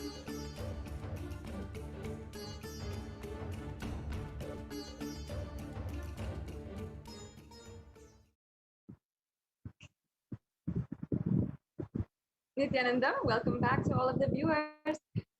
After that very quick break, now I'm very excited to be able to share with each and every one of you, be a part with you and guiding you on this next segment, the various different offerings that you can make to Devi PARASHAKTI. So now we'll be entering into this segment on the offerings to Devi PARASHAKTI. This is such an amazing opportunity for you, such an amazing way to imbibe and start practicing living gratitude in your life. The offerings to Devi PARASHAKTI and to the divine, any offering in Sanatana Hindu Dharma, are offerings of pure love, gratitude, and oneness. And now this might be something alien to you. You might not even recognize or even see what is pure love, what is gratitude, and what is oneness. These might be things that, these might be emotions as you might feel are not even relevant to your life. But nowadays we find ourselves in situations like this, where we feel there's no love in the world, where there's nothing to be grateful for, or there's everything in the world is disconnected, and we find so much of separation between us and the existence. So there is no question of experiencing pure love, gratitude, and far more, even oneness. But understand that each and every one of these offerings today will help you and help you increase that gratitude in your life. Start manifesting these sacred sentiments, the ultimate beautiful manifestation for your life. Now, there's a beautiful story from we can go on to the next slide, thank you. There's a beautiful story from the Guaranteed Solutions book by the Supreme Pontiff of Hinduism in the chapter From Discontentment to Gratitude, where the Supreme Pontiff of Hinduism is giving us more and more insight, divine guidance, and pristine guidance, step by step, into how you can experience gratitude for yourself. And there's a beautiful story which he narrates, saying that one day a teacher in school had told all of her students to name the 7 wonders of the world.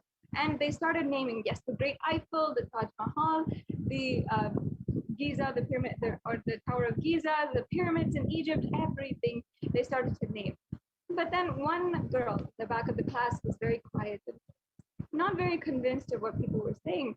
And the teacher called her out and said, why are you not participating? She said, no, these are not things that are wonders to me.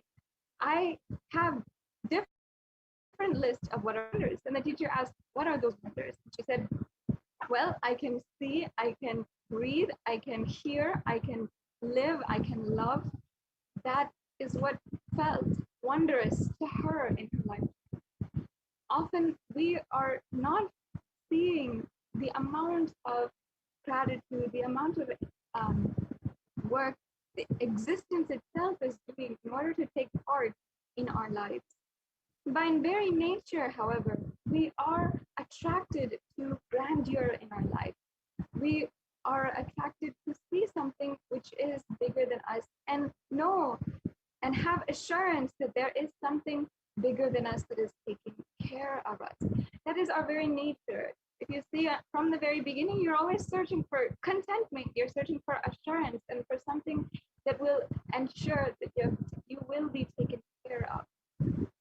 That's why oftentimes, even without you knowing or not, we Hindus, we go to the temples, even if it's for a small prayer. We love to be grateful and have the assurance that God is there for us. And even then, even in the otherwise, if you're not religious, you might not go to temples, but you will go to different places to get that same assurance. If you notice in the zoos, there'll be always very long lines when we see the tigers and lions, because actually by very nature we are attracted to and we are in awe of things that have greater power than us. And the truth is that we belong to existence.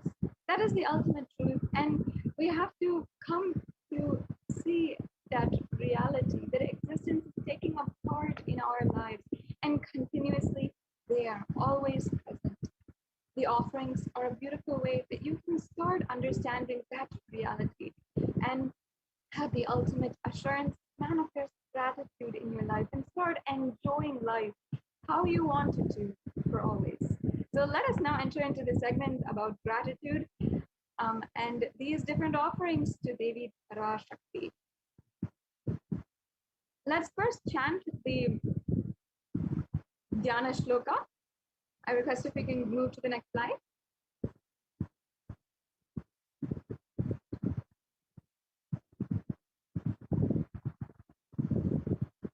We'll chant the Dhyana Shloka for Devi PARASHAKTI. Sitting in the lap of Paramashiva in the form of Manonmani, the most loving, compassionate, and receptive form of Devi PARASHAKTI, who is imbibing the great teachings of enlightenment from Paramashiva himself. Induniva Veda Karavahni Nayanam Syat Pankajavara Japaksha Sarayuktam Angahima Bhushana Vichitravasanam Syat Tunga Makutojvala Manonmani Swarupam. And the next slide, please. Moonlight face holding the Vedas on hand, fire in eyes with lotus flower gracing in blessing hands, and one hand with the japa mala, beautifully decorated with jeweled ornaments and wonderful clothes and shining bright crown. Her name is Manonmani.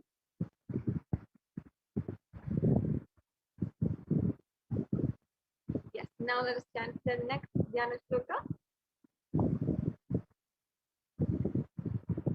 ध्यायेत् देवीं त्रिनेत्रां शशिनिभवदनं वेदहस्तां ददानां स्तव्ये पद्मं वरदमपरि चाभयं चाक्षमालां दिव्यैराभरणैर्विभूषिततनं ब्रह्मादिभिः पूजितां देवीमेव मनोन्मणिं प्रतिदिनं कामत्रदत्रीं शुभाम्. And once again, let me give the English translation as well. I meditate on Devi with 3 eyes glowing like a moon and holding the Vedas, lotus embracing with blessing and gracing hands. She is wearing beautiful ornaments and she is worshipped by Brahma and other many gods and showers auspicious boons for all actions every day.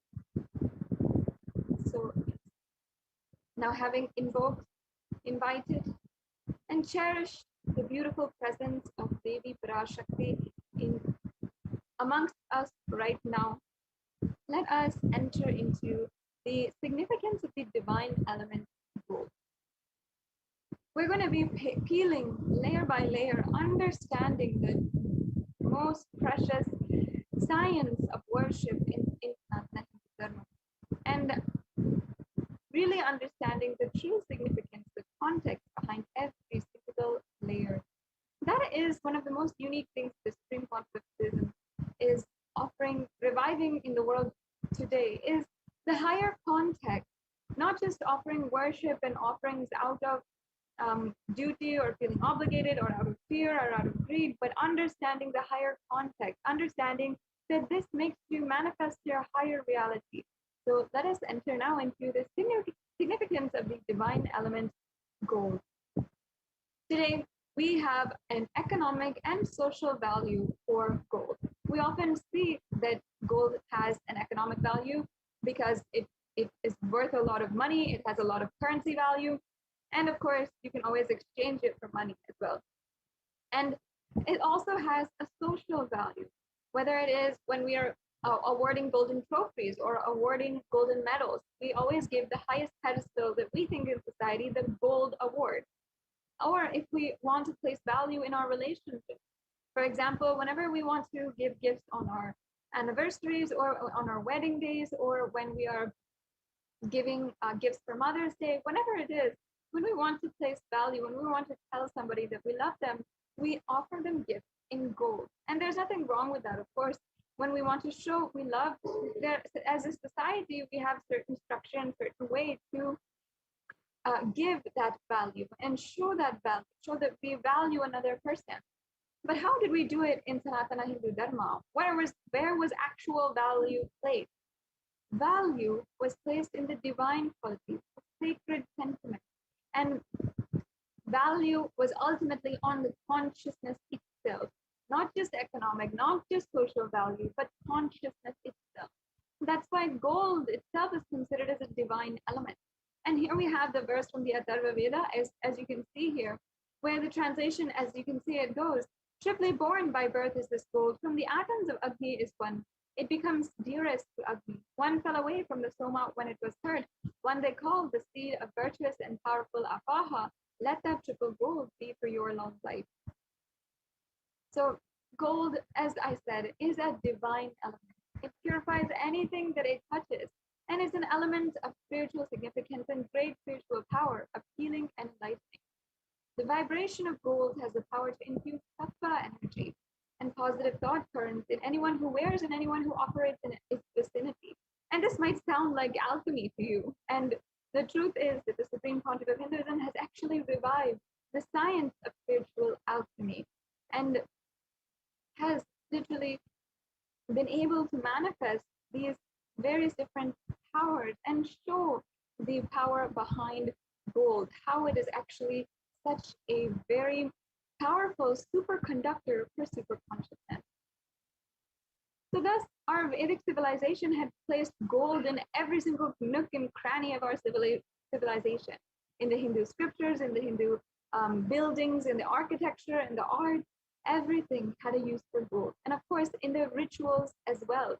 When one was to be saved from a life-threatening illness, gold was offered as a ritual fee. And gold was in abundance and used for weighing equivalent amounts of commodities. And even I can say that in the Hindu civilization, as we placed value in all different beings, in all different sentient beings, even the horses, cows, the elephants, every single one had value and was worshipped to be divine, and therefore dressed, adorned, decorated with gold. The Hindu civilization was known to be thriving on the banks of rivers of gold. In fact, the Indus River was called the Hiranyamaya in the Rig Veda, I believe, and in the river Saraswati was called the Hiranyavardhani in the Atharva Veda. So as you can see, gold placed value, not just economic and social value, but sacred sentiment. And we understood that gold has divine qualities. So we can move on to the next slide.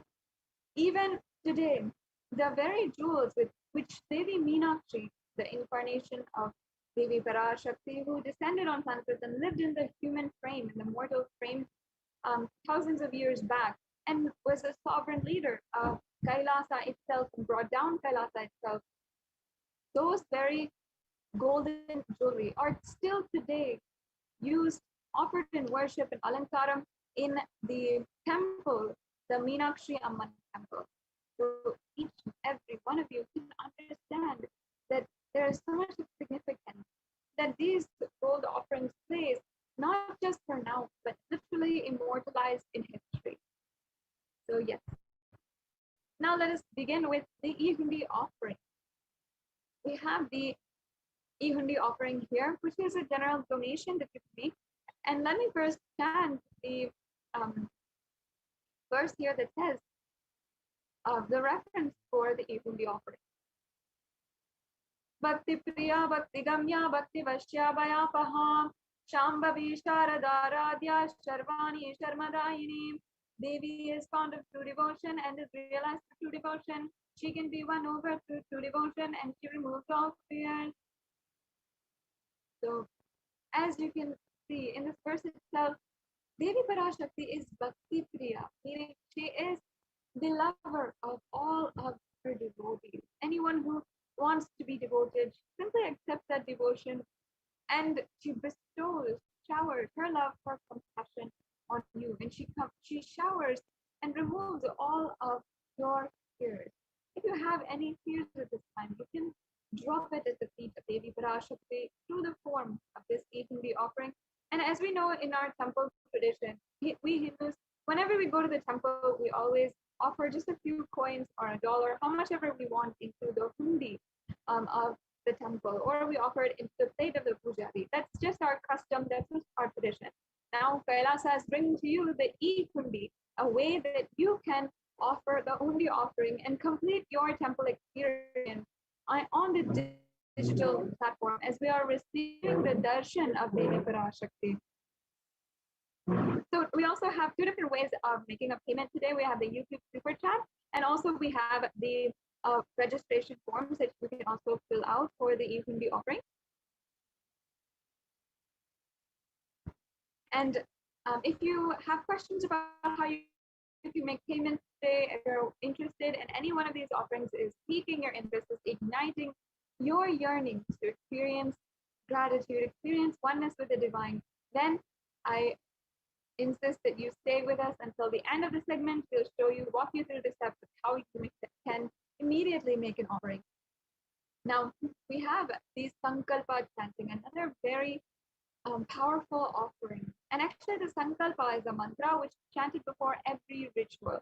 And understand that there is not one mantra which is there in every single ritual without any compromise. It is only the Sankalpa mantra. That's how powerful it is.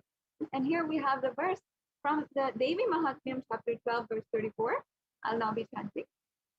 Tayetam mohate visham Shaiva Vishwam Prasuyate Saya Chitta Cha Vijanam Tushtarudim Prayajati.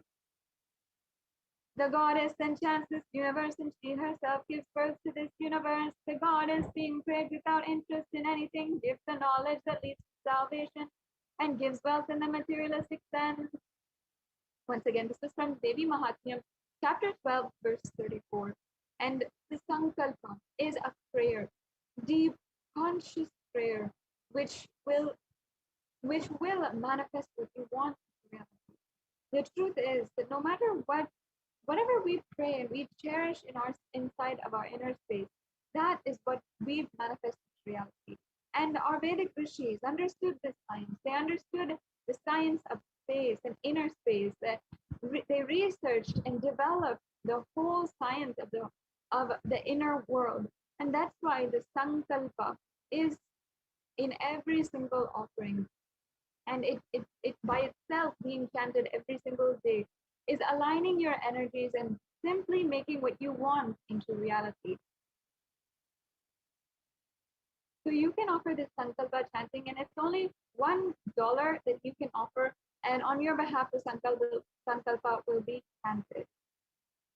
We have next the Sahasranama Swarnakasu, which is the golden coin inscribed with the 1008 names of Devi Parashakti. And this offering is referenced from the Lalita Sahasranamam, verse 731, where Devi Parashakti is referred as Nama Parayana Prita, meaning she who likes the repetition of her various names. This is the offering of 1008 names of Devi Parashakti.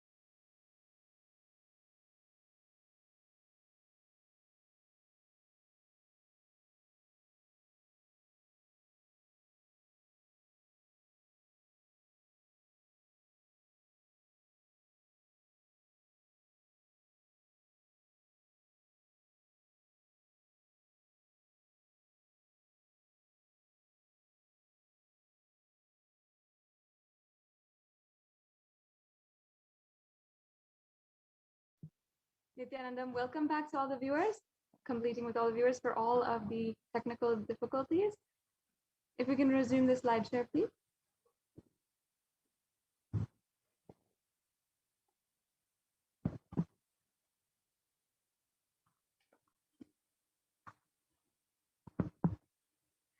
So yes, now let's go on to the next offering that we have, the Mukta Anguti. Mukta Anguti is the finger ring with a pearl. And before going on, let me chant the verse reference for this for this offering from the Meenakshi Pancharatnam. Muktaharanalasatkiritaruchiram purnendu vakraprabham shinjannu pirikinkini manidaram padma prabhavasuram sarvabhita palapradam girisutam vani rama sevitam Meenakshim pranatosmi santatamaham karunyavaram nidim.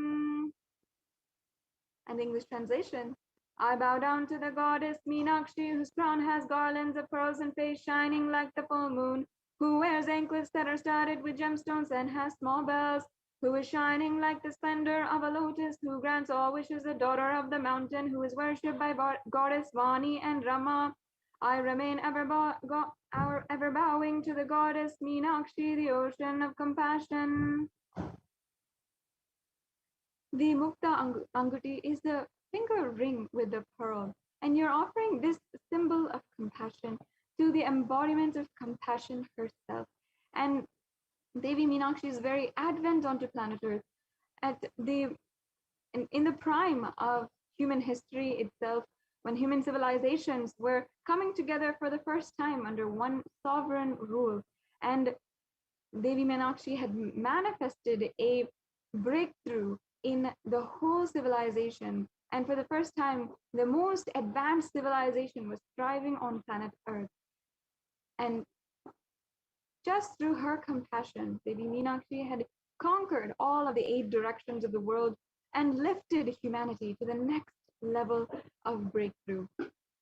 And you can be showered with this very compassion, her pure love, to manifest your own ambition from the very Devi who had manifested Kailasa itself on planet Earth.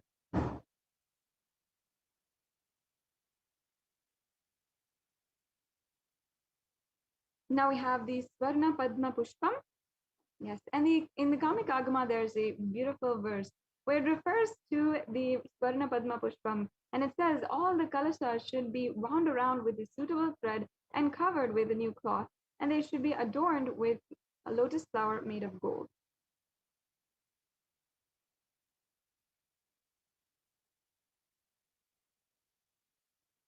And there are hundreds of scriptural references for the use of a lotus in the worship of Paramashiva. Not just a worship, but also in our yoga, in arts and architecture, even in the representation of the science of consciousness, how we depict the chakras, as you'll see later on in this segment as well. Everything has a significance with the lotus, is connected to the lotus, because the lotus is considered as a divine flower.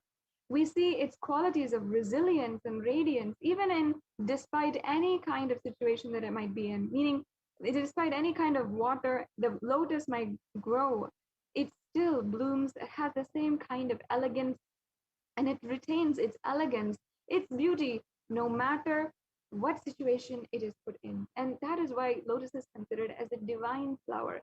Devi PARASHAKTI herself has these qualities where she retains her elegance, beauty, resilience, radiance, despite being in any situation, in any adverse situation. So you can have the blessings to retain and be blessed to strongly hold the space, state, powers, and being of Devi PARASHAKTI in your inner space amidst any and every adverse situation.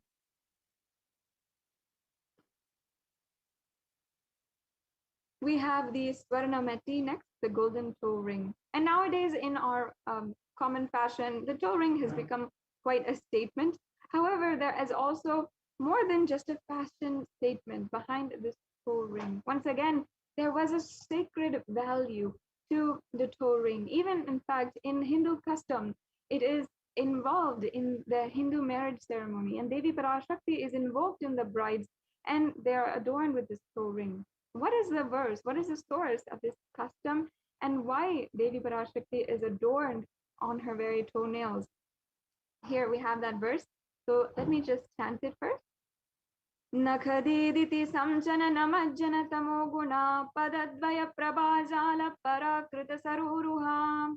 And the English translation: you whose brightness from toenails destroys the darkness of ignorance from the minds of your devotees who prostrate at your feet, You whose brightness from your 2 feet overpowers that of the lotus flower.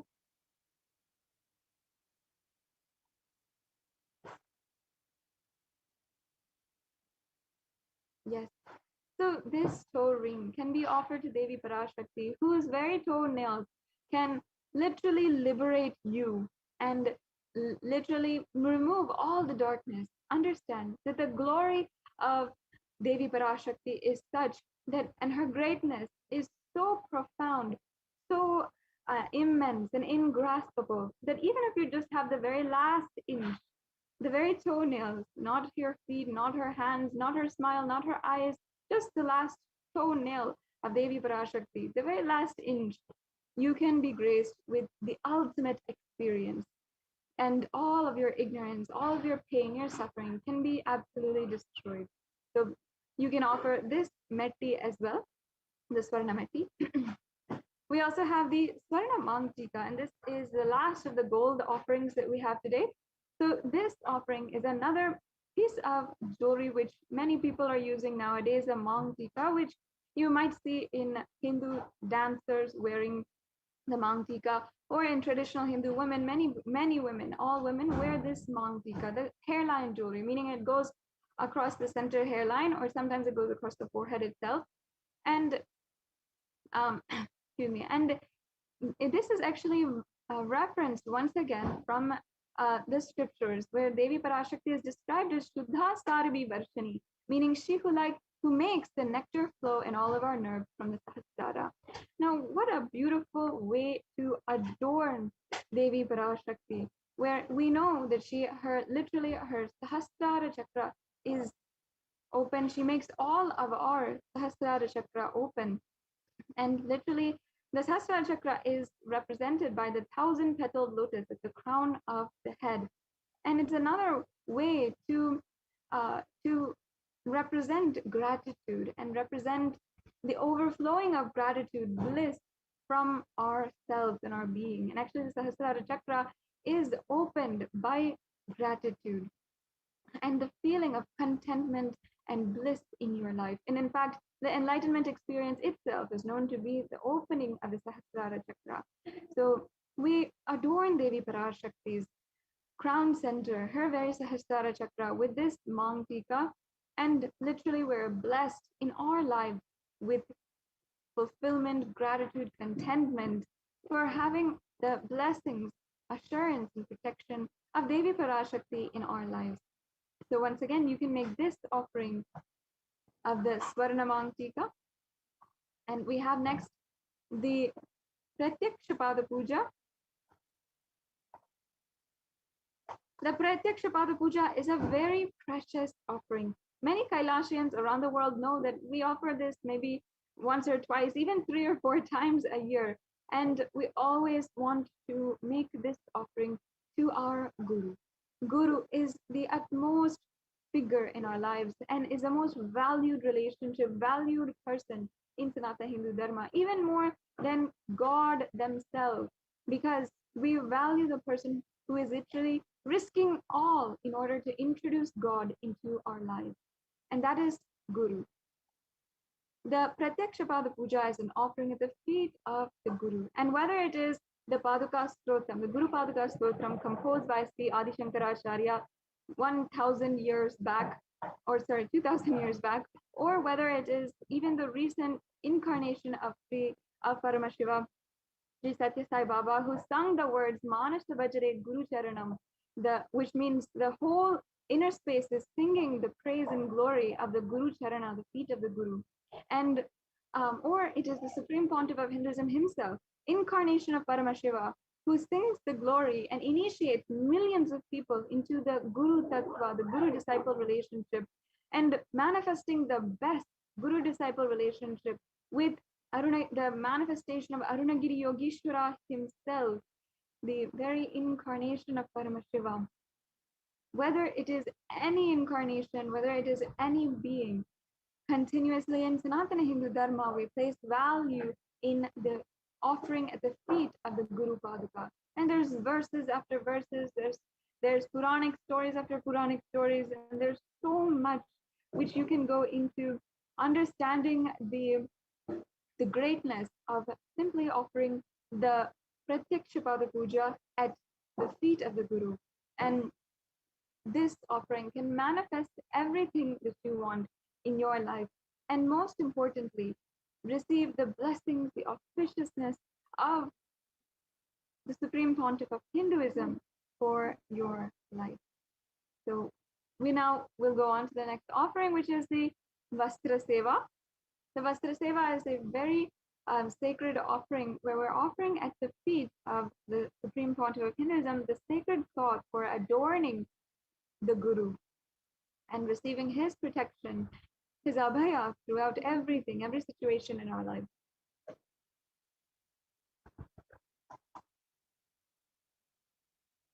So this brings us to a conclusion of all the different offerings.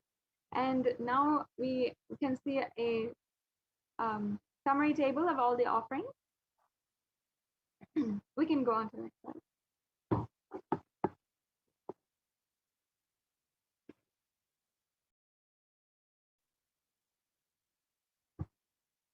Yes, so as you can see, this is the summary table of all the different offerings that you have to choose from today. The Ehundi offering, the Sankalpa chanting, the Devi Sahasranama Kasu, the Mukta Anguti, the Swarna Padma Pushpa, the Swarna Metti, the Swarna Mangjika, the Pratyakshapada Puja, and the Vastra Seva.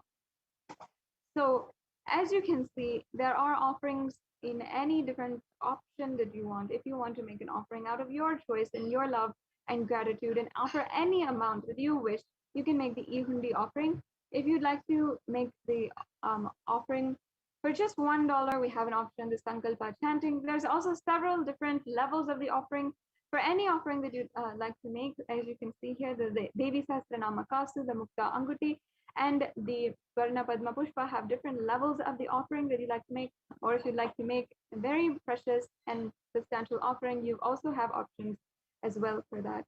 So you don't have to feel at all that you are insufficient or there's somehow impossibility in you to make an offering today. You have so many different options, and also it's been made very, very easy for you.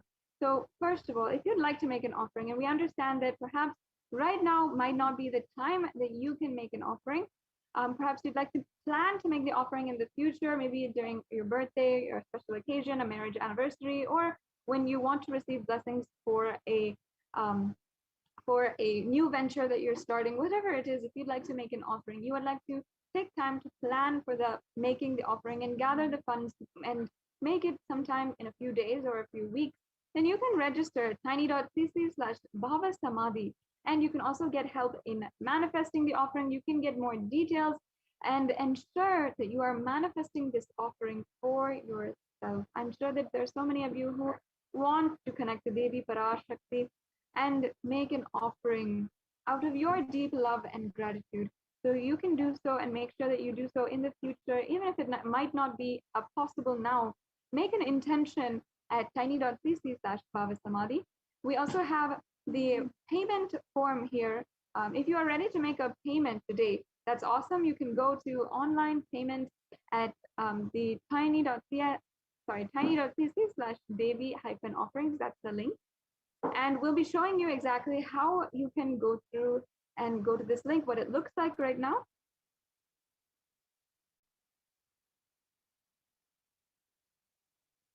You'll see that it's just a 3-step process. Just to make the payment, you just have to select the offering that you'd like to make. There'll be a drop-down menu.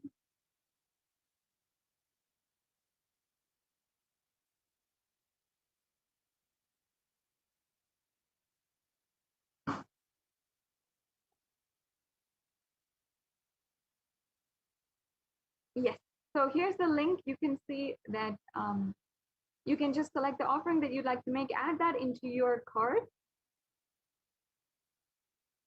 Yes, and then you can go to review the card, and then you will be able to review all the items in your card, make sure that you have everything that you want in there, and then you proceed for checkout.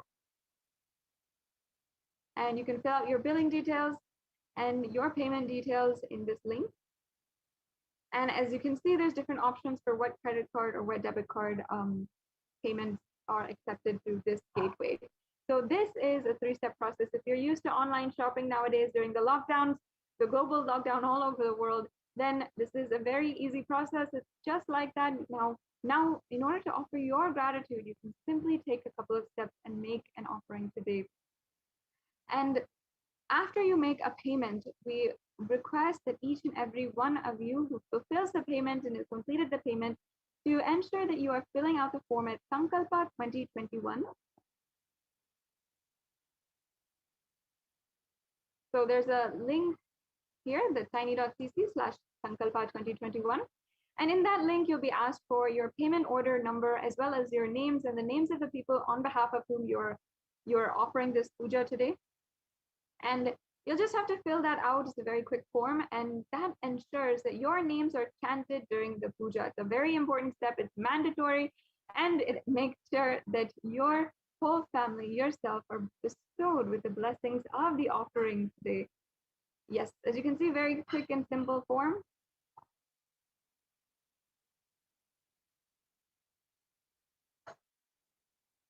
Yeah.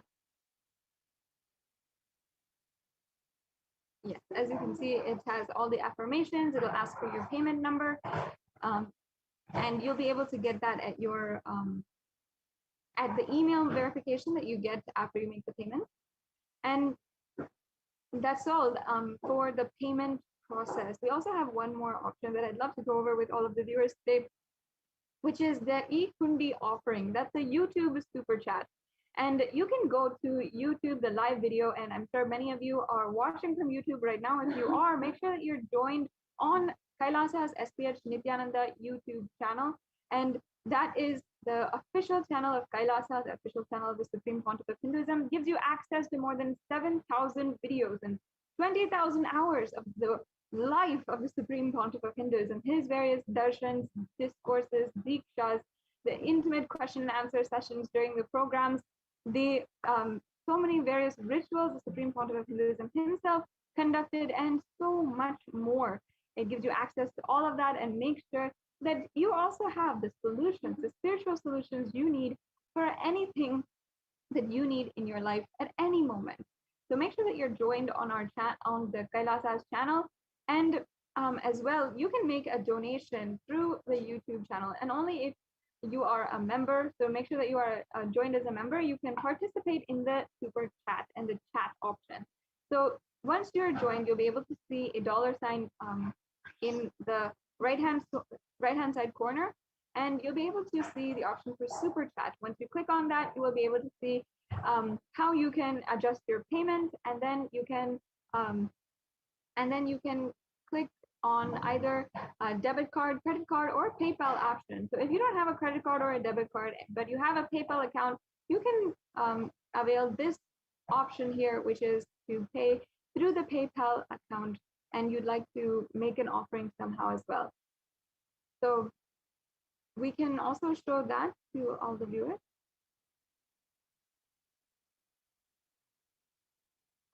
Yes. So we'll just go to the YouTube live video, and then we can show how you can make the e-Hundi offering on our live video. So as you can see, this is the main page of YouTube. You might have to search Kailasa's YouTube channel to go and find the YouTube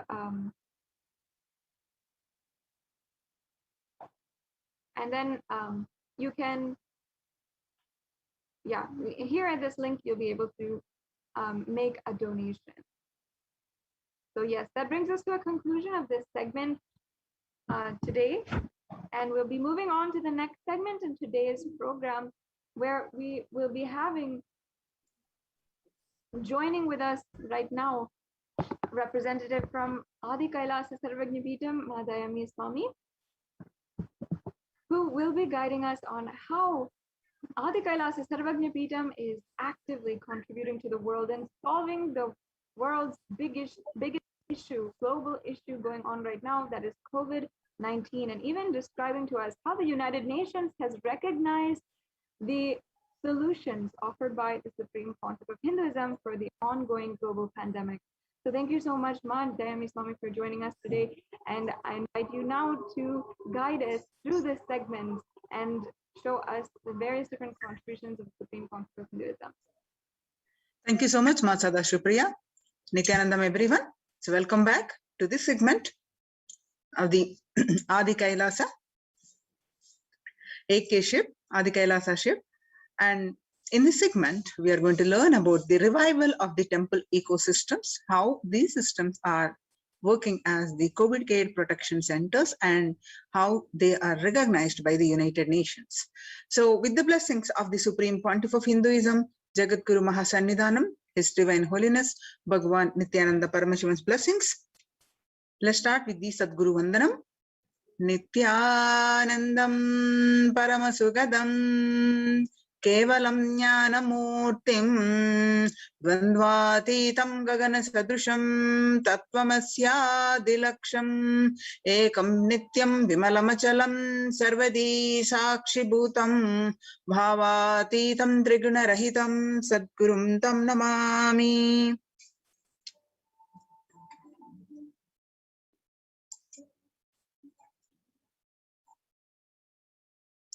Now, as you see, in the times when COVID-19 is rampant and the ancient temples are in lockdown across the India, there's so many famous temples.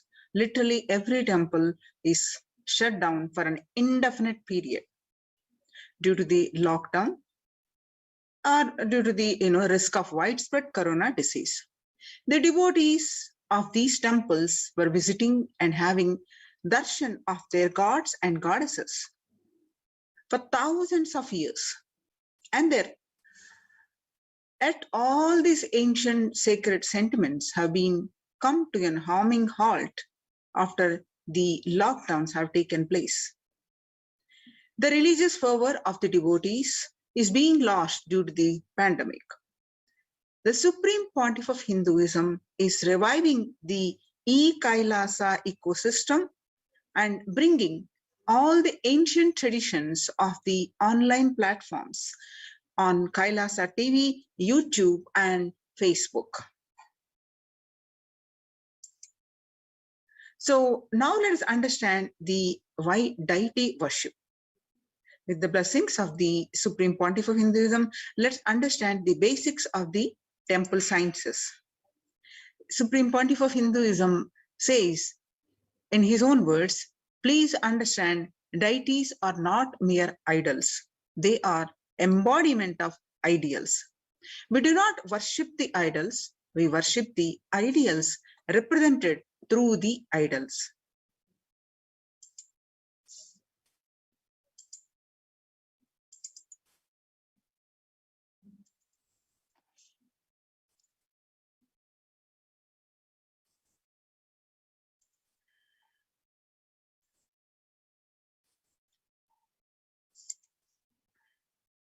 Now we'll be understanding more on the temple. Why so many temples? What is the temple sciences? We'll be understanding.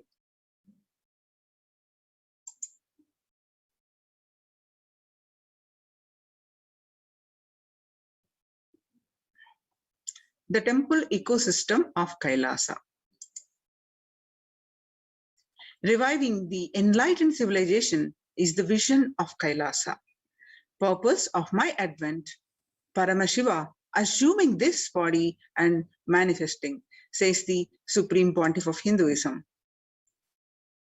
Kailasa is basically an enlightened civilization where everything happens based on the ultimate cosmic principle and the ultimate possibilities and powerfulness.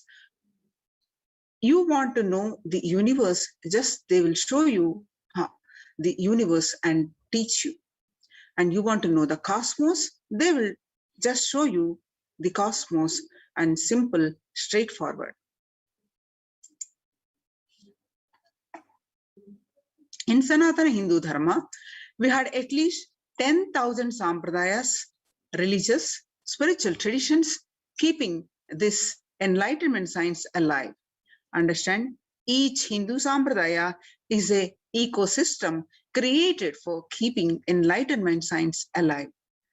Every monastery, every adhinam, every mutt, every temple, every Veda Patashala, every Sarvajna Pita is a lineage sampradaya created to keep the ecosystem of spiritual enlightenment alive.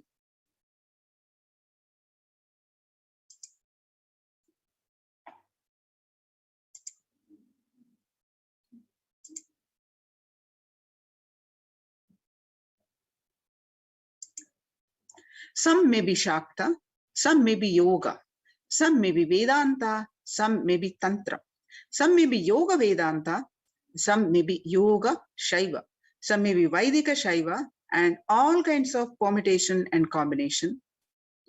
Each temple, each mutt, each monastery, each adhinam, each Veda Patashala, each Sannyasa Sampradaya is a spiritual ecosystem created to keep the enlightenment signs alive of that Sampradaya. Hindu temples are not just worship altars or religious congregation places or just the memorial for a certain legendary person or incident. Hindu temples are residents of God. That is why in Chidambaram, Nataraja is one of the Dikshita. And Srirangam, Ranganada is one of the Bhaktar who are doing the puja. Temples are residents of God in Hindu tradition. In reality, not just in Hindu tradition, but in all the traditions. There was a time Hinduism had 56 nations, 200 states, 10,000 sampradayas, 1,700 provinces. Almost 95% of the population of these days were Hindus. Slowly, that the brutal terrorists invading life-negative gangs enter, destroy, plunder the temples, destroy the spiritual ecosystem and enlightenment ecosystems. In last 1,000 years, we did not have a single nation, we did not have a single state, we did not have a single province protecting Hinduism as a state religion. Legitimately, and in 10,000 sampradayas, without any doubt, I'll say only 200 are just alive, struggling to be alive, says the Supreme Pontiff of Hinduism. There are three unique things of Hinduism. First, the ability to make the divine land and get rooted on the deity, that is prana pratishtha.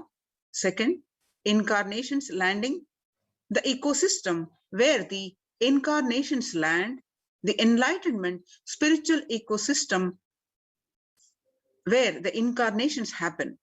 Third, a devotion to the feminine consciousness, the Devi worship. These three unique to Hinduism. Kailasa is a place where everything related to superconsciousness is revived. All the sampradayas, all the spiritual ecosystems created for enlightenment will be revived and established in such a way that it never gets lost again. They're forever serving the humanity. The enlightenment ecosystem, like Adi Kailas,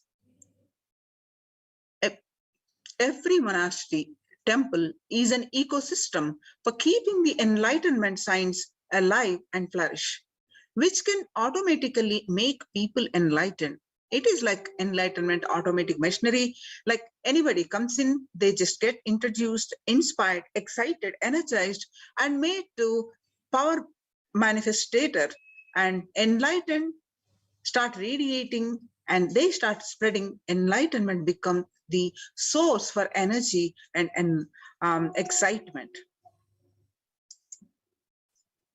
A person who can make enlightenment as a source for energy and excitement for anyone is an incarnation. Fortunately, we are successful in making enlightenment as the source of energy and excitement to millions of people all over the world. This The whole Kailasa is a revival of that enlightened civilization. A temple is a place where an intense cosmic energy is available for everyone to experience.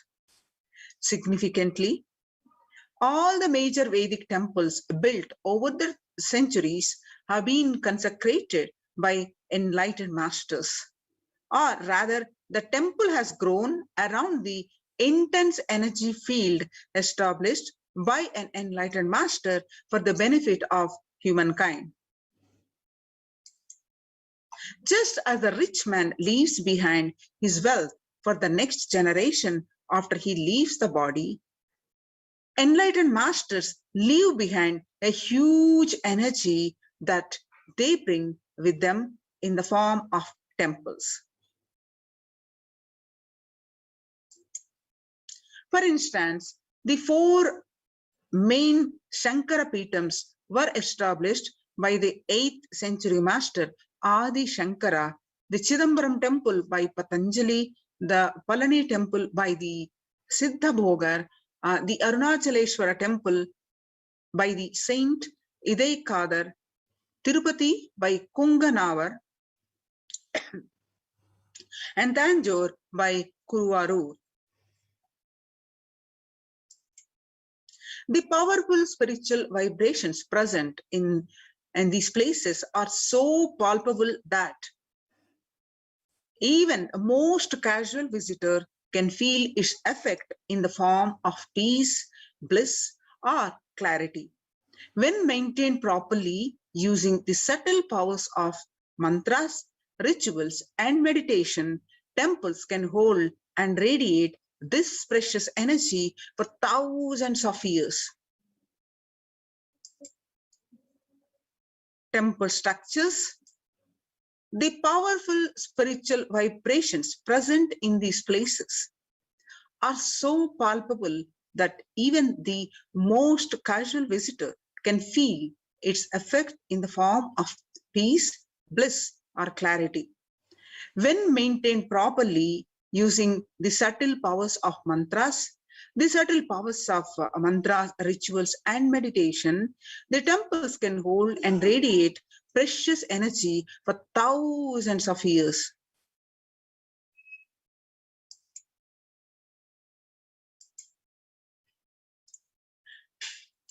In Hinduism, temples are designed as energy centers, energized by the great enlightened masters to radiate the enlightenment masters present even when they leave the body.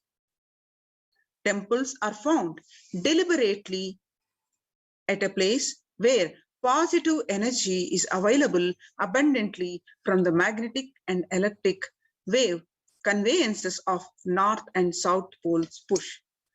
The idol of God is set in the core center of the temple, known as Garbhagruha, the sanctum sanctorium. This is the area where the earth magnetic field is discovered to be the most extreme. Therefore, it is the energy source. The Dvajastambha, the flagpole, behaves as a transformer. The huge domes for amplifying the energy, temples were systematically built for the transmission of energy on a large scale. Temples and the enlightened beings. This is the area where the Earth's magnetic field is discovered to be the most extreme. Therefore, it is the energy source. The Dvajastambha flagpole behaves as a transformer. The huge domes are for amplifying the energy.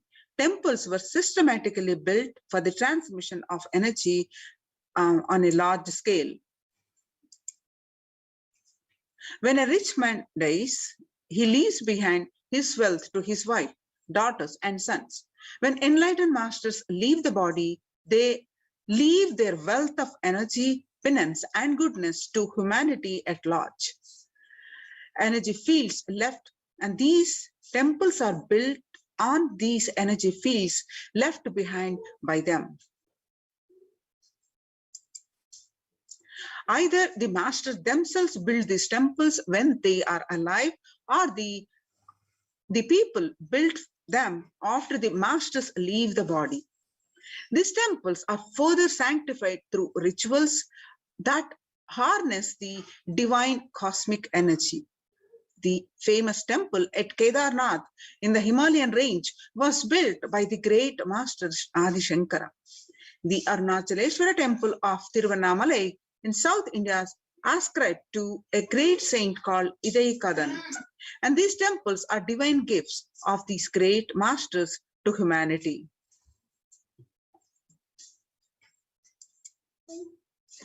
And there are two types of people. The first type generate energy from their own system, and they are like the solar system. And wherever they are, they produce energy and they radiate energy. Whatever they do, they excel in it. Whatever they touch flourishes. They are the ones who nourish the world, and they are the enlightened masters. Second type of people are those who have forgotten the art of producing energy from their inner source. These people may flourish, but maybe only in one or two fields, and that too out of the superficial energy source called the mind. Since their source is superficial, multi-dimensional flourishing remains a dream for them. These are the ordinary people from the world. The first category of people help the second category of people by giving energy to it, by giving a clear-cut technology to achieve the installing the deities. These are these ordinary people from the world. The first category of people have the second category by giving energy to it and giving a clear-cut technology to achieve. As per Vedic sciences, there are two ways to install energy in a deity. One is Agama Pratishta, the other is Prana Pratishta. In Agama Pratishta, the energy installation is done by the second category of people. It is done essentially through chanting of mantras. This method will install only a few volts of energy. The energy intensity will be decided by nature of the mantras, the accuracy with which it is chanted, and above all, the psychological state of the person chanting them. In Prana Pratishta, the energy installation is done by the first category of people. It happens through a direct connection with the divine cosmic energy that nourishes the whole universe. The first category of people, that is the enlightened masters, are pure channels for the divine cosmic energy to flow through. They can choose what manifestation of the energy they wish to install. For the goodwill of society, masters have worked on the science of the inner world and have installed various aspects of the divine energy in these temple deities. Every historic temple has its own significance. Each deity has its own boon to offer depending on the type of energy installed in it. That is why, in order to conceive children, you go to a particular temple, and in order to wed a suitable spouse, you go to a different temple. To defy planetary influences, you go to a different temple. For financial problems, you go to a different temple. These benefits are nothing but the specific energy packs. Temples are structures that replace an enlightened master's presence. Masters, by their sheer presence, heal people. They heal not just the physical level, but the being level. And they keep the inspiration for spirituality alive. Their presence offers an ambience of sacredness. Temples are spaces created by the masters to offer these same things that they offer. While consecrating the Nityanandeshwara Paramashiva Temple's sanctum at the Bangalore Adhinam, the Supreme Pontiff of Hinduism, Nityananda Paramashivam, said, An enlightened master is the cosmos in human form, the ultimate human form fit to perform a sanctum consecration. For an enlightened master, the energies of expression through any means never gets exhausted. For example, for an ordinary human being, the grief emotion or the joy emotion exhausts when expressed through tears. The pitta, the fire emotion of the body, exhausts through anger. The lust energy exhausts through sexual act. The power of speech exhausts in his very saliva, that moment it is uttered. All these energies of expression become exhausted as he uses them. An enlightened master's energy of expression cannot be exhausted through any of these means, because he is existence, the inexhaustible source of energy in human form. Because masters do not need a body to execute their work, they can continue to do the things they do even after they have left their physical body. The sanctum created and energized by them will radiate inexhaustible energy and nurture energy being that seeks it. Only a master who can function without the help of his body is capable of creating a true sanctum, one that will materialize things exactly the way he does it. If God is everywhere, why go to a temple? Many of us may be wondering that question. To answer this question, Sri Ramakrishna, a great enlightened master of the 20th century, gives a beautiful answer.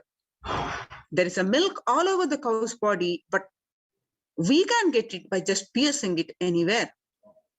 Through the cosmic energy is available everywhere, we are not able to perceive it because it is extremely subtle. Cosmic energy is available in the most subtle form. An enlightened being or highly evolved soul knows signs of distilling this subtle energy into a gross form which we can perceive and absorb. Temples are engineered by the great rishis in such a way that the cosmic energy becomes available to all as a source of healing and spiritual transformation.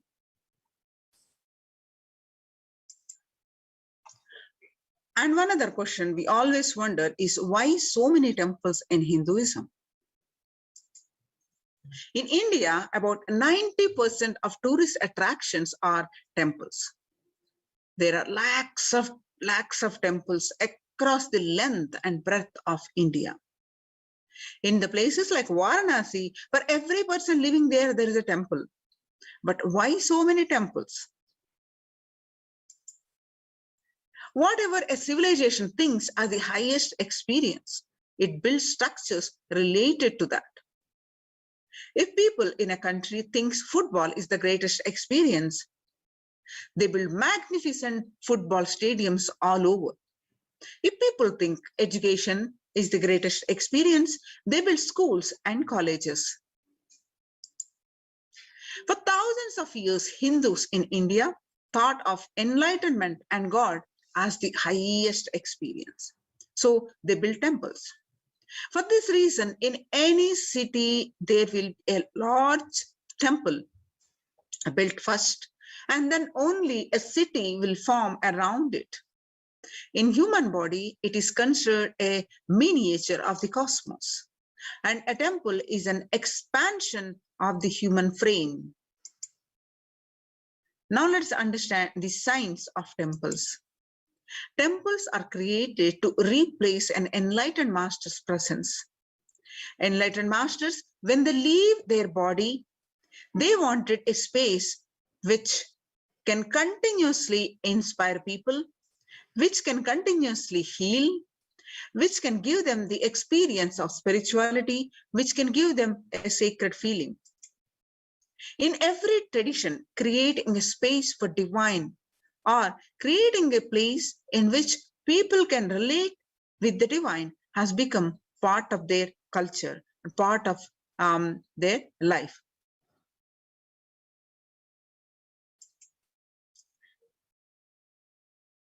Many of these structures continue to attract the faithful, offering solace, energy, social interaction, and a framework for life itself. But for many, the signs of temples built on thousands of years of research and development has been lost.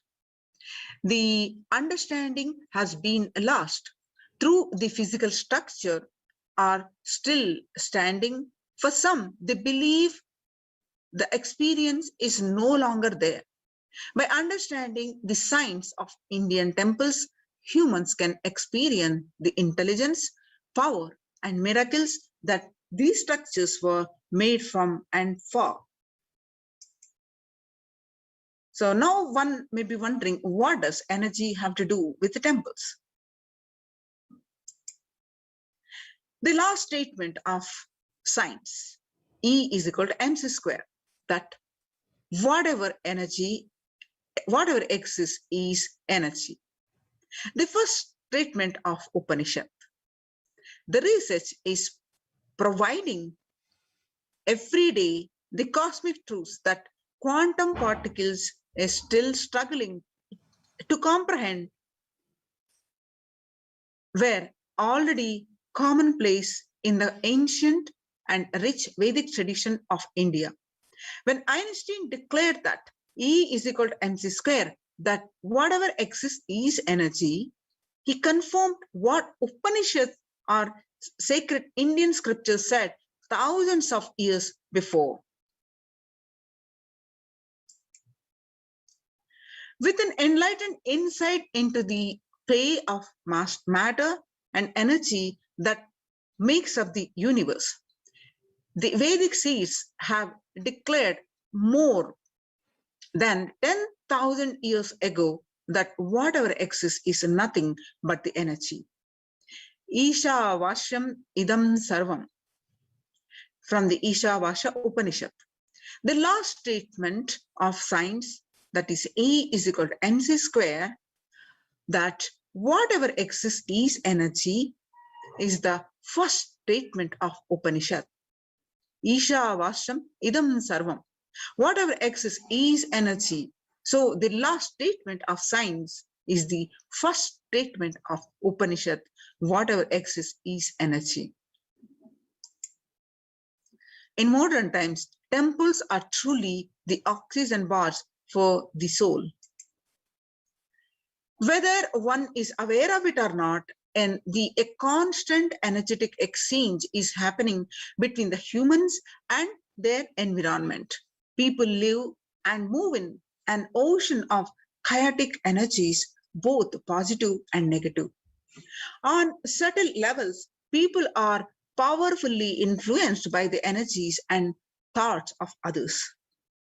The energies of living and working spaces, the residual energies of the objects that are touched, and the situations encountered. Energy imbalances in the body are the root cause for vast majority of elements, from obesity to insomnia to mood swings. Today, more than ever before, the Vedic intelligence that gave rise to the concept of temples can be appreciated for its ancient and yet modern technology based on thousands of years of research and development. The powerful positive vibrations present in the temple can flush out to negative energies. Without even being aware of it, deep cleansing, recharging, and ultimately purifying of the being can happen effortlessly in a temple, resulting in physical and mental healing. In modern times, temples are truly the oxygen bars for the soul. A temple is more than a building. The entire art of building is not just a mere art. It is a science. Temple architecture is a highly developed science. Every single facet of it, from the size of the idols to the size of the rooms and courtyards, the directions in which each has to be situated, to the process of installing the idol in the sanctum, all these are laid down in detail in manuals that were developed thousands of years ago. An Indian temple is more than just a building or a structure. It is the image of energy of the divine. A temple is a miniature cosmos comprised of the 5 elements and a presiding deity. A temple is an outgrowth of the deity which has its own independent intelligence and from which energy is constantly radiating. Temples are also used for social interactions, spiritual education, cultural events, and economic exchange. Temples provide the opportunity for transformation towards a higher consciousness. By experiencing God in outer form through worship, temples or the deities acts as a vehicle or bridge for inner transformation. Essentially, temples were designed to be spaces where the mind spontaneously moves within and meditation happens effortlessly. Every aspect of the temple, from the architecture to the rituals, to the kinds of worship offered, have been consciously created to make this experience happen. When thousands and millions of people congregate to celebrate the divine and offer gratitude, any place becomes a temple, a place of worship.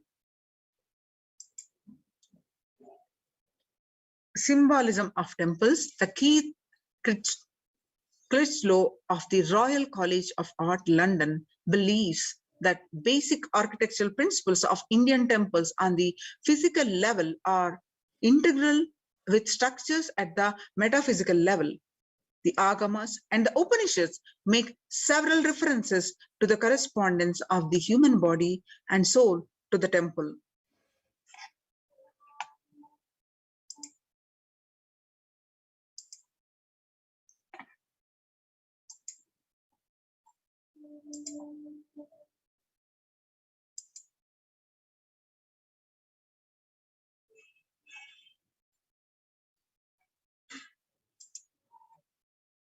We'll be resuming this session in just a few minutes after a very short break.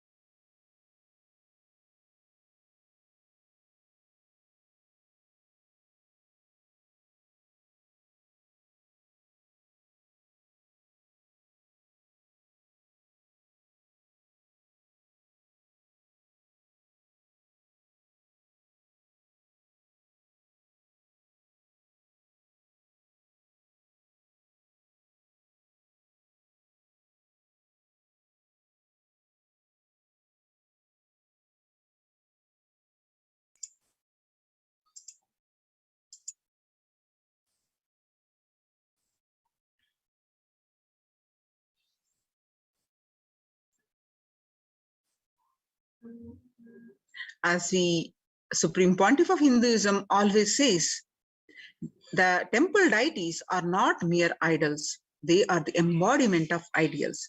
We do not worship the idols, we worship the ideals represented through the idols. When a divine present before him in a form that he can see, touch and relate to, the transmutation becomes an easy and joyful process. Second, the deities in a real kshetra. A kshetra is a place where the high frequency vibration energy is available for thousands and thousands of years. The deities in a real kshetra are always called in the form of ancient masters and enlightened beings. Even though no longer in the body, they can be invoked through the name or form they used while in the physical plane. When we pray to the deity or chant its name, the corresponding divine vibration is automatically awakened and becomes available on the energy plane to guide and bless us. We mastered the science of bringing the divine to the deities and expressing the divine through the deities. This whole science has been mastered in the Vedic tradition. The revival of temples will be the revival of world's peace and world bliss. The revival of temple culture, the deity worship, where people are made to look in, that is where the revival of Sanatana Dharma, the Advaita Satya, the truth of oneness is going to happen. The divine has got infinite auspicious qualities. We call in Sanskrit Ananta Kalyana Gunas. For example, Shiva saved Markandeya from death. It so happened that Markandeya has only 16 years to live. So knowing this, his parents were devastated. To remove the sorrow of these parents, Markandeya intensely prayed to Paramashiva to save his life. On the day of his expected death, the Lord of Death, called Yama, has arrived to take the life of Markandeya. And Markandeya hugged the Paramashiva Linga and intensely prayed for Paramashiva to save his life. And Paramashiva appeared as Kala Kala. Kala is the Lord of Death, and Paramashiva appeared as the Kala Kala, as the Lord of Death, and become Kala Kala. As Kala Kala, Paramashiva saved Markandeya's not only his life, but gave him the boon of eternity, Amaratva. And Paramashiva's that form becomes independent energy. We worship him as Kala Kala. Same way, he danced, Paramashiva danced in ecstasy, and that action of cosmic dancer become Nataraja. Vishnu's very action of showering blessings on the world becomes Lakshmi. Brahma's very action of constantly sharing the wisdom becomes Saraswati. So each of the actions of the ultimate becomes independent intelligence and energy. When you connect with those independent intelligences, those deities, whatever you want immediately happens. Whatever result you want, worship with those rites, those divine energies who are the personification of those specific actions.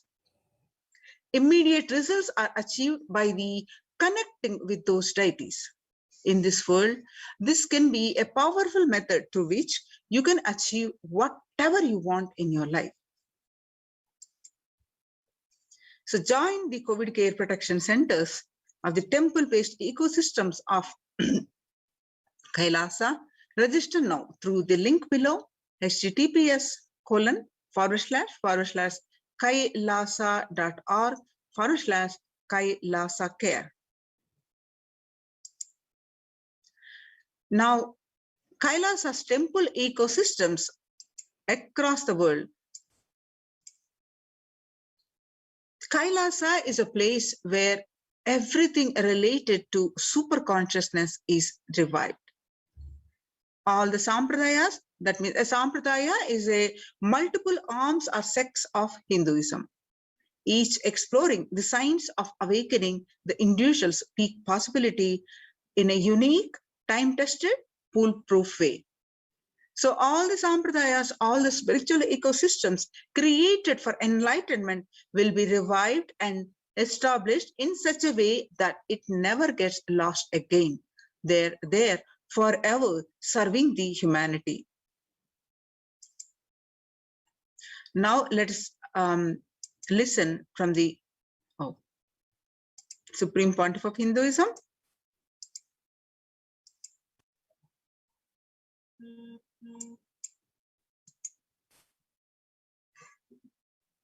I am going to revive Hinduism by setting up a model community, enlightenment ecosystem. I am going to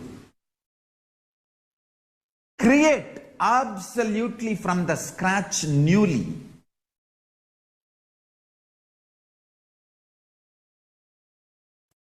self-sustaining, temple-based Hindu ancient enlightenment ecosystem and civilization based on that. Understand? Kailasa is reviving the ancient Hindu enlightened civilization.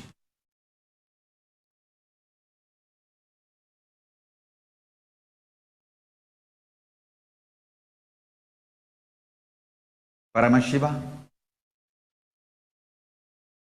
himself manifested this Kailasa Mandala, the enlightenment ecosystem, and the lifestyle.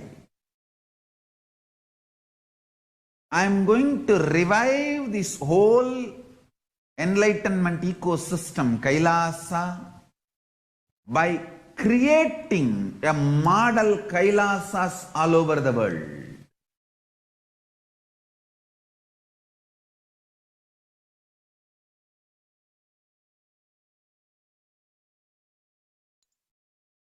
The adulation of violence in recent lifestyle has enabled disruption in several nations, affecting millions of lives with mental distress, physical health elements, defalcation of food supply, and pinpointed destruction to the infrastructure of several countries. The Supreme Pontiff of Hinduism, Bhagavan Nityananda Paramashivam, has dedicated his entire life and made it his mission to bring global peace from the ground level through the Kailasa Department of Religion and Worship and the Department of Human Services. To bring harmony in humanity, to create a life of freedom and peace for every individual on the planet through the revival of the temple ecosystems.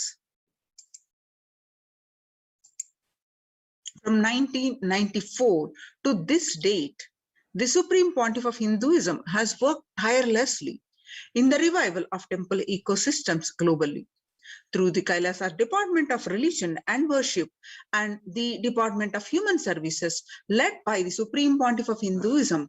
This lifelong commitment to the mission and vision of bringing the global harmony and the sustainable living and reproducible ecosystems has been proven in building active, contributing temple ecosystems around the world.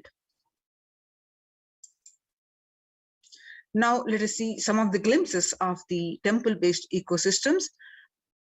With the Supreme Pontiff of Hinduism tirelessly worked since over 27 years, way back from 1994 onwards. These pictures that you're seeing are the following a meditation under the sacred banyan tree in Adi Kailasa. The peacekeepers of Kailasa, along with the children of the Nityananda Gurukul, celebrate the auspicious occasion of the Deepavali The pictures are taken in Adi Kailasa Sarvagnya Peetham and on 21st October 2006. And the peacekeepers of Kailasa along and participants of Paramashivoham meditation workshop take part in the celebrations of the traditional flag hoisting ceremony. The pictures are taken in the Adi Kailasa, Bidadi, India, and pictures are taken on 22nd December 2018. And in the picture that you are seeing, where the Supreme Pontiff of Hinduism conducting the Nityananda Spurana Convention, which is the Live Bliss Program Level 2, and the meditation workshop in Chennai, India. Pictures are taken on 14th December 2006. And some more pictures of 17th December 2006, where the Supreme Pontiff of Hinduism conducting the Nityananda Spurana Convention, the Live Bliss Program Level 2 at St. Peter's Engineering College, Chennai, India. The picture that you're seeing now are the peacekeepers of Kailasa and the Supreme Pontiff of Hinduism embark on the Himalayan Yatra, the traditional sacred pilgrimage to the Himalayan mountains and up to the river Ganga, which is Harshil, India. Pictures were taken on 26th May 2006. Now, the pictures that you're seeing are where the temple ecosystem of Tiruvannamalai serves as the driving factor in maintaining the lifestyle of health, wealth, and well-being. The pictures where you find Supreme Pontiff of Hinduism waving the flag to the lakhs of devotees are on procession on a temple event. The pictures are taken on 20th December 2011. Now, you're seeing the pictures are taken and from Adi Kailasa Sarvagnya Peetham on 31st December 2018, where the peacekeepers of Kailasa and the participants of the Paramashivoham meditation workshop take part in morning meditation and traditional puja or the ritualistic worship. Now, you are seeing the pictures of the distribution of sweet butter as part of the Krishna Janmashtami celebrations, the celebration of Lord Krishna's birth. Pictures are taken in Adi Kailasa and Bidadi and on 17th August 2014. Now you're seeing the pictures are the continuation of the celebrations of the Krishna Janmashtami celebrations, the playfully colorful celebration of Krishna Janmashtami in Adi Kailasa, Bidadi, India, and 17th August 2014. As part of the Krishna Janmashtami celebrations, the peacekeepers of Kailasa are distributing free organic food to the public. The pictures are taken in Adi Kailasa, Bidadi, Bangalore on 17th August 2014. Now, the peacekeepers of Kailasa, led by the Supreme Pontiff of Hinduism, take part in Karaseva, that is the voluntary contribution of physical service towards the cleaning or construction of the sacred Hindu temple. Which is the pictures are taken in Adi Kailasa, Bidadi, Bangalore, which is are taken 11th September 2016, where the Supreme Pontiff of Hinduism demonstrating the value of the Karaseva. The pictures that you're seeing are taken on 2nd January 2013, where the Supreme Pontiff of Hinduism, Bhagavan Nityananda Paramashivam, arrives with the volunteers and Kailasa's peacekeepers to provide relief efforts to the cyclone-hit Pondicherry region through the distribution of food, water, and basic necessities, medical camps, and clearing of local roads for further relief efforts.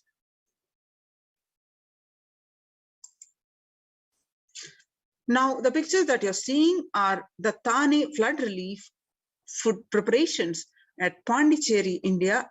The pictures are taken on 4th January 2012. And the 3rd January 2012 at the Pondicherry Thane flood relief medical camps. Now, you can see in the pictures of the Kailasa's ecosystems around the world, where it's spread across the continents, across the globe, across many countries. Starting from 1994, the leftmost picture that you see, Kailasa in Tiruvannamalai, it traditionally passed over to the Supreme Pontiff of Hinduism, Jagadguru Mahasannidhanam, His Divine Holiness Bhagavan Nityananda Paramashivam, traditionally by Mataji Vibhudananda Puri. And the rightmost picture that you see is the Kailasa in Tiruvannamalai receiving visitors and delegates for the Kalpataru meditation workshop and Shivadiksha. Now you're seeing the pictures of Kailasa in Tiruvannamalai, where the Supreme Pontiff of Hinduism directly serving Annadan and traditional temple services. The pictures that you're seeing are from Kailasa in Tiruvannamalai in 2017, 11 March 2017, where thousands arrived to celebrate the enlightenment ecosystem and to traditionally meet the Supreme Pontiff of Hinduism.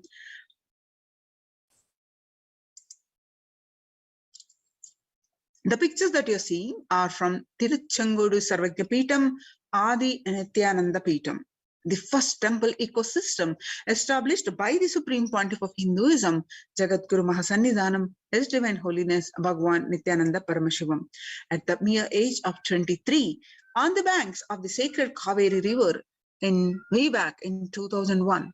This was the start of the borderless Hindu temple ecosystem we know now today as Kailasa.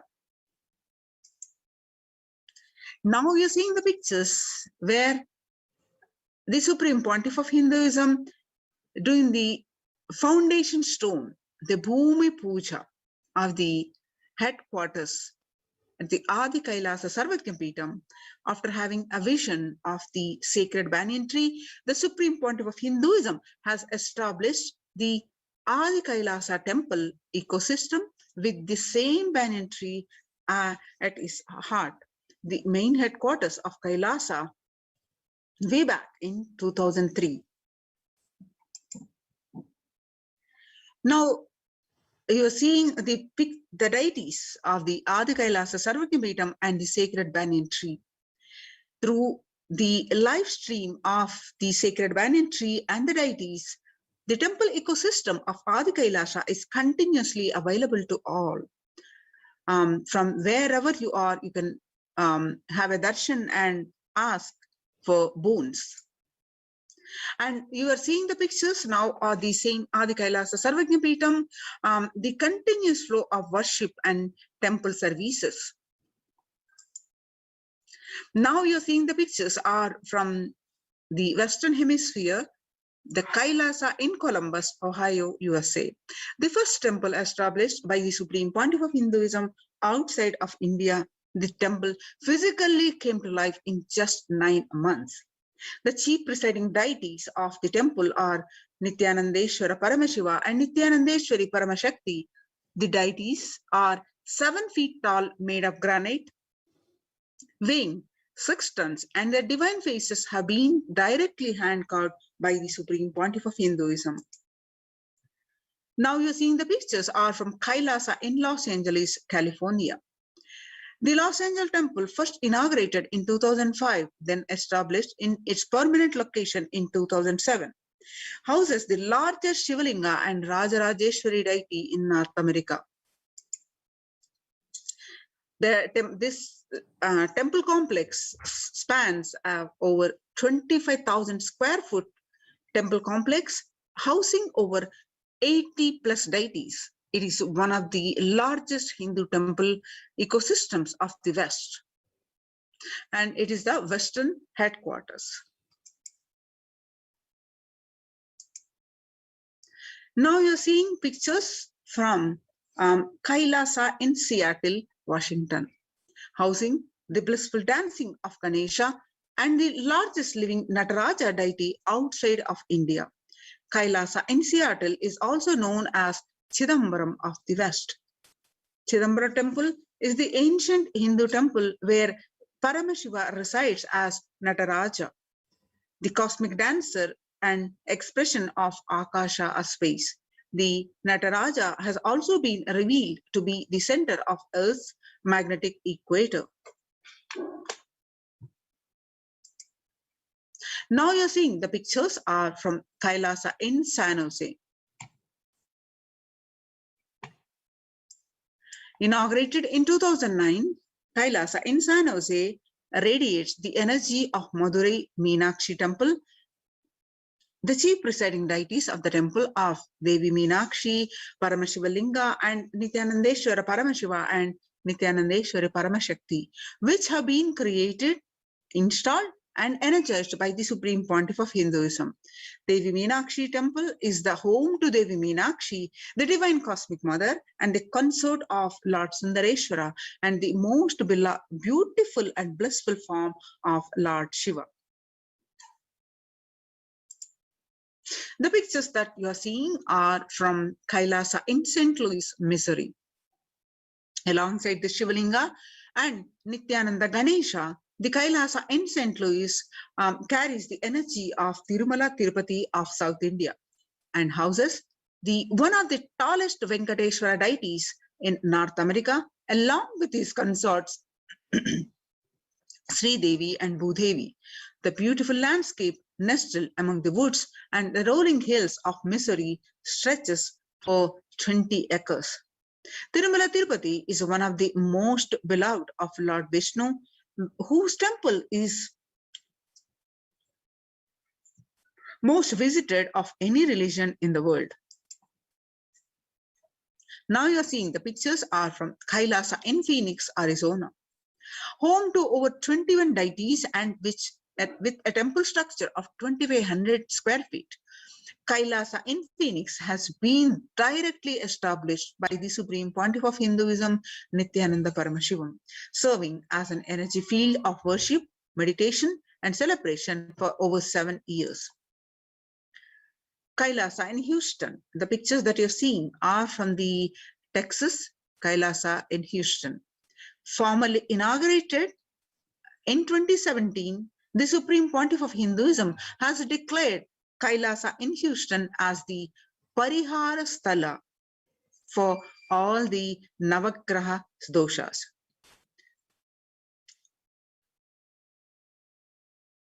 The Parihara Sthala, where all the ill effects of the 9 celestial bodies are removed. Now pictures that you're seeing are from Kailasa in Toronto, Canada. Inaugurated on July 2011, Kailasa in Toronto is the only Hindu temple in the West with all the 63 Naimanars and 18 Siddhas residing as deities. The temple deities here are seated exactly as they existentially preside in Kailasa around Paramashiva, the primordial deity of Hinduism. Naimanars are the most endearing and notable saints of Hinduism, and the Siddhas are the literally meaning the accomplished, perfected ones. Now we are seeing the Kailasa in Toronto, Canada, active and alive from 2011 onwards. Kailasa in Toronto has been blessed to radiate the super consciousness energy of Kailasa. This temple ecosystem goes on providing various temple services to the community, such as Annadan, traditional Hindu ceremonies. Kailasa Department of Religion and Worship, Department of Human Services, and each of Kailasa's temple ecosystems consider the right of happiness to be the highest fundamental right of all humans, in fact, all beings. The ultimate goal for Hinduism and Kailasa, led by the Supreme Pontiff of Hinduism, Jagadguru Mahasannidhanam, His Divine Holiness Bhagavan Nityananda Paramashivam, is the material and spiritual well-being and prosperity of humanity.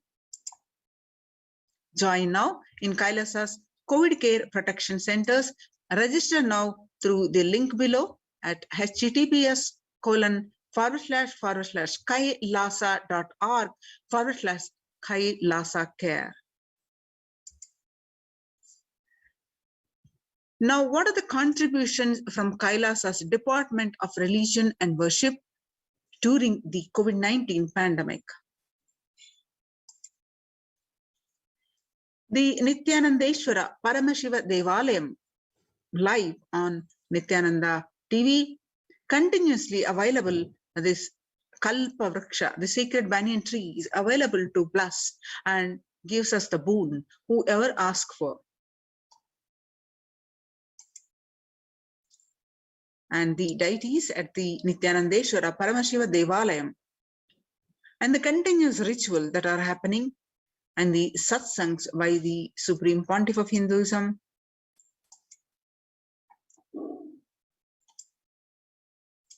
On 12th May 2021, Devi Parashakti revealed that I came as Nija Avatara. I am blessing you. Listen, people, listen. To do good to all of you, I have taken the form of Nityananda and came down as Nija Avatar. People of India, listen carefully. Listen. Time after time, Bharatam is Jnana Bhumi, where enlightened beings comes. We cannot make Jnana Bhumi as infantile. Enlightened beings have to come. They have to live and it has to flower. Few hypocrites, because they are stuck in delusion, we cannot sacrifice the world. Cosmos cannot be destroyed. The ship I did to save the cosmos from being destroyed, that is called Adi Kailasa. The ship I did to protect beings from Pralaya in Adi Kailasa, because of conspiracy of Drohis and enemies' rule, the captain has to leave the ship.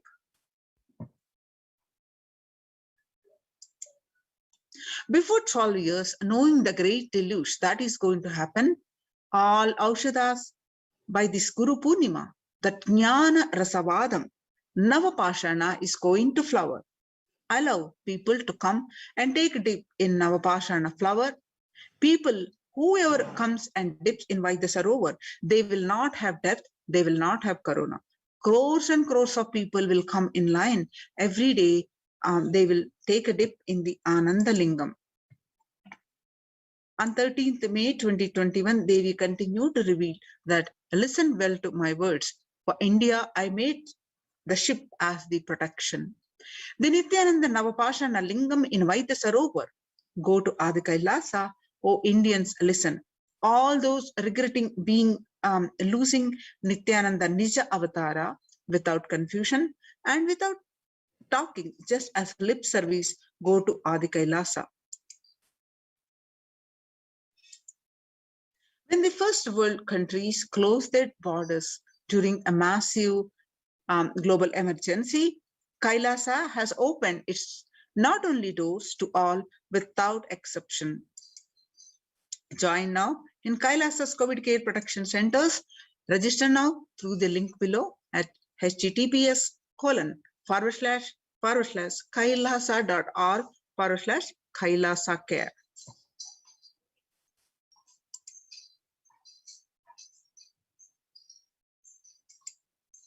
Now you're seeing the glimpses of the Kailasa and Adi Kailasa's temple-based ecosystem, where the continuous rituals are happening.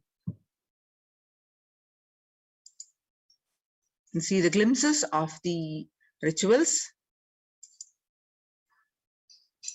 continuous fire rituals, abhishekams, alankarams, and the various festivals being celebrated.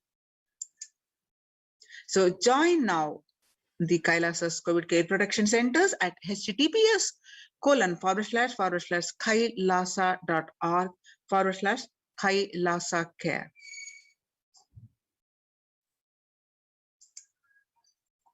We'll resume this session after a very short break.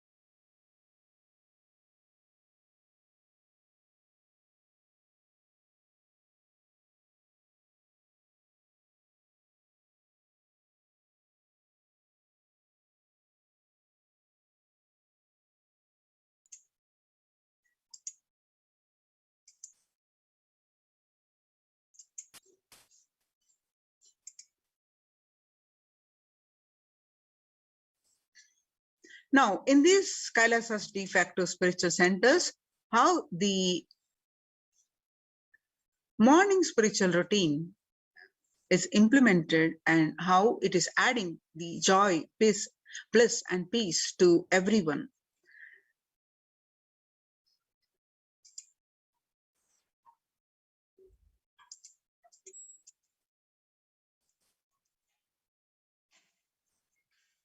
The morning spiritual routine is the fuel to reach Kailasa.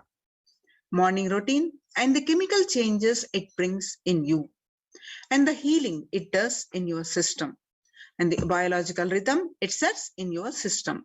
All of them are very important.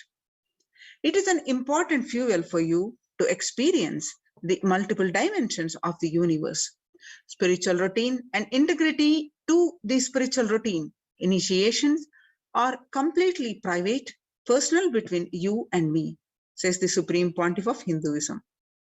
The members of Kailasa's protective, preventive, multi-layered quarantine initiative take part every day in the morning spiritual routine here in Adi Kailasa Sarvajna Peetham.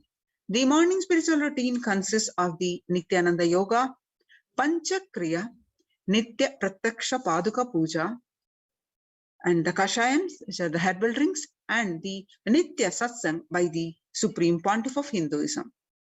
Morning spiritual routine tune your biological clock to these spiritual practices because the chemistry you enjoy inside matters that decide the kind of plane of the universe, dimension of the universe you are going to experience. Kailasa or Patala. Kailasa is the vertical time zone where the highest abode is Kailasa, where Paramashiva resides. And Patala is the place, the lowest abode, where the demons live. Swarga or Naraka. Swarga is the heaven and Naraka is the hell. So morning spiritual routine is the direct path to Kailasa. Person who is in love will wait to spend time with the beloved. If you are a seeker, and you will be waiting for this 5 hours every day, because that is the time you get near what you are seeking closely. A person who is in love will be waiting to spend time with the beloved. A person who is seeking will be waiting to spend this 4 to 5 hours, because this is the time you get closest to what you are seeking. Your seeking takes shape into the system. When your beloved comes near you, and if you are tired and love is gone, dead. During the morning 4 hours, if you are bored, your seeking is dead and gone. You need a thorough overhauling inside you. You need to ask yourself, you need to question many of your answers. You need to bring a pure questioning back to your life, says the Supreme Pontiff of Hinduism. The morning spiritual routine, which when you get up, start with the Panchakriya. The Panchakriya involves 5 powerful processes to remove toxins and impurities for the system. Just like how we take a shower every day to clean the external parts of our body, Panchakriya is a powerful cleansing process which cleanses the internal organs of body, keeping it cool. These techniques not only cleanse our body, but bring peace and balance to our mind and lightness and bliss to our being. Then after the Panchakriya, you do the yoga. When you do the yoga, you experience your entire body becoming Amrita Sharira. That means a body filled with nectar. It becomes an ecstatic body just by the air, without any external touch. Then after that, you do the puja. In puja, you experience the space of bhakti, devotion. The space of surrender that occurs to you from this devotion moves you from I, which is so heavy, to the God or Guru. This surrender allows us to drop all the unnecessary baggage from the head. One of the beautiful pujas in Hinduism is Rudrabhishekam. In Rudrabhishekam, we offer sacred bath to Shivalinga while chanting the powerful mantras. The Shivalinga is a deity which beautifully represents the divine. Its form indicates how God is beyond form and formless. We sit down and connect with God by performing the Rudrabhishekam. O Sadashiva, O Paramashiva, I know you are the source of everything. You are everything, and you are in this Shivalinga, and you are in this body. Let me connect with you. Let you reveal yourself to me. When we sit in that bhava, when we sit with that context and do the action of Rudrabhishekam, we experience bhava samadhi. Only in bhava samadhi can give us the higher taste and higher joy in life. Rudrabhishekam is a beautiful ritual which allows us to experience the bhava samadhi of Shivoham, that I am divine. When you do the morning spiritual routine, you every day with integrity, you manifest Shaktis and spiritual powers. If you just follow this morning 5 hours, enough. You will have Vak Shakti, all the Shaktis of manifesting in you, because all the obstacles for manifesting Shaktis, the tiredness, boredom, pitta, fatigue, everything will be churned out in that morning 5 hours. The morning puja is the most powerful mandala process, Shakti Pata, melting your being, and then sitting and listening to the sacred truths, constantly inspiring, engaging, alive, awakening, and authenticity. All the obstacles stopping you from power manifestation will disappear. You can perform all the spiritual practices by yourself, like the morning yoga and Nitya Puja. But there will always be the risk of losing your initial inspiration and excitement after a few days or after a few weeks. Living in the enlightenment ecosystem, even if your boredom or tiredness try to pull you down, the Sangha will support you, help you by giving the wake-up call and supporting you to complete your incompletions. In Sanatana Hindu Dharma, we had at least 10,000 sampradayas, religions, and spiritual traditions, keeping this enlightenment science alive. Each Hindu sampradaya is a spiritual ecosystem created for keeping enlightenment science alive. Every monastery, every adhinam, every mutt, every temple, every Veda Patashala, created to keep the ecosystem of spiritual enlightenment alive. Some may be Shakta, some may be Yoga, some may be Vedanta, some may be Tantra. Coming back to the temple sciences, some may be Shaiva Tantra, some may be Yoga Vedanta, some may be Yoga Shaiva, and some may be Vaidika Shaiva. All kinds of permutation and combination. Each temple, each mutt, each monastery, each adhinam, each Veda Patashala, each Sannyasa Sampradaya is a spiritual ecosystem created to keep the enlightenment science alive of that Sampradaya. So join now in Kailasa's COVID care protection centers. Register now through the link below, https://kailasa.org, KAILAASA.org/Kailasa care. I repeat, https://kailasa.org, KAILAASA.org/Kailasa care, KAILASACARE, Kailasa care. Now, you can see the glimpses from the Adi Kailasa Sarvagya Peetham, India, the morning spiritual routine by the COVID Care Protection Center. More glimpses from the members enrolled in Kailasa's COVID Protection Initiative as they practice the morning spiritual routine, which includes the Nityananda Yoga, Guru, and Shiva Puja in the enlightenment ecosystem of Adi Kailasa in Bangalore. The morning spiritual routine makes up the first 5 hours of everyone's day. It is one of the most fundamental and vital practice for a seeker. Anyone on the path to achieve enlightenment, to achieve the ultimate superconscious space of Paramashivoham. You can see the more glimpses of the participants from the Kailasa's COVID protection centers are doing the morning spiritual routine in Adi Kailasa Sarvajna Peetham. More and more glimpses.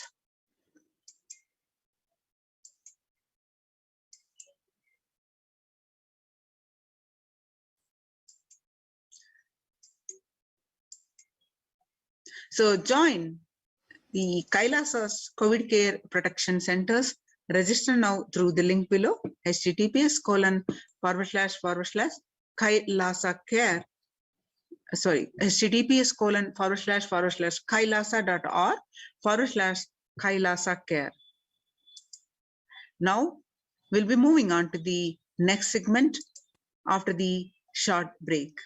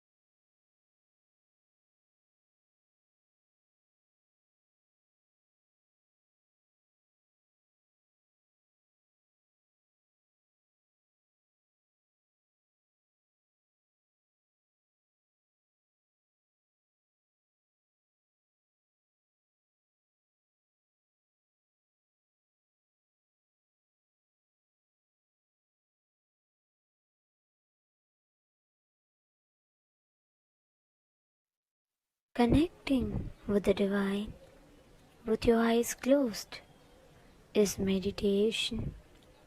Connecting with the divine with your eyes open is darshan. Come, let us all now move from meditation to darshan. Slowly, very slowly, please open your eyes.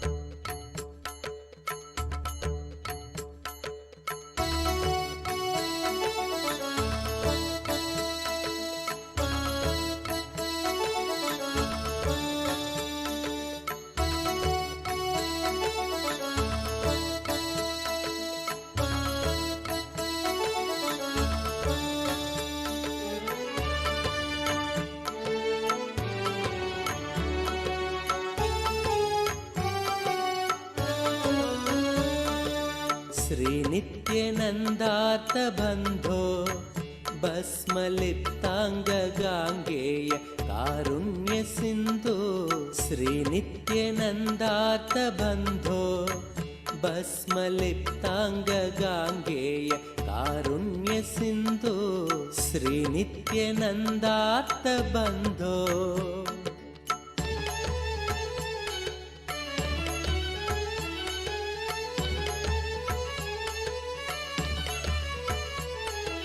रुद्राक्षधारिन् नमस्ते रौद्ररोगं हरत्वं परारेर्गुरोर्मे रुद्राक्षधारिन् नमस्ते रौद्ररोगं हरत्वं परारेर्गुरोर्मे राकेन्दुवक्त्रं भवन्तं माररूपं कुमारं भजे कामपूरम् राकेन्दुवक्त्रं भवन्तं माररूपं कुमारं भजे कामपूरम् श्रीनित्यानन्दा नमस्ते गुरुनित्यानन्दा नमस्ते श्रीनित्यानन्दा नमस्ते गुरुनित्यानन्दा नमस्ते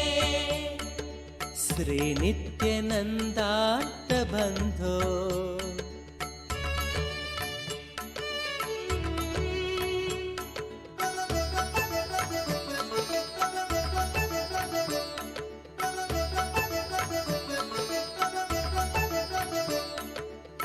मां पाहि रोगादघोरात् मङ्गलापाङ्गपादेन भङ्गात् स्वराणां मां पाहि रोगादघोरात् मङ्गलापाङ्गपादेन भङ्गात् स्वराणां कालाच्च दुष्पाककुलात् कालकालस्य सूनुं भजे क्रान्तसानुं कालाच्च दुष्पाककुलात् कालकालस्य सूनुं भजे क्रान्तसानुं श्रीनित्यानन्दा नमस्ते गुरुनित्यानन्दा नमस्ते श्रीनित्यानन्दा नमस्ते गुरुनित्यानन्दा नमस्ते श्रीनित्यानन्दार्थबन्धो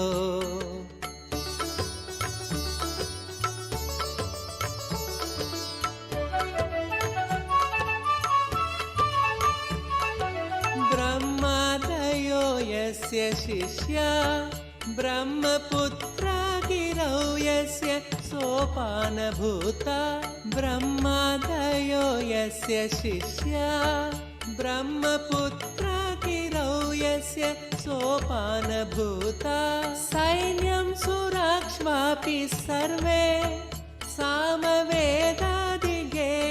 भजे नित्यानन्दम् सैन्यं सुराक्ष्वापि सर्वे सामवेदादिगेयं भजे नित्यानन्दम् श्रीनित्यानन्दा नमस्ते गुरुनित्यानन्दा नमस्ते श्रीनित्यानन्दा नमस्ते गुरुनित्यानन्दा नमस्ते श्रीनित्यानन्दार्थबन्धो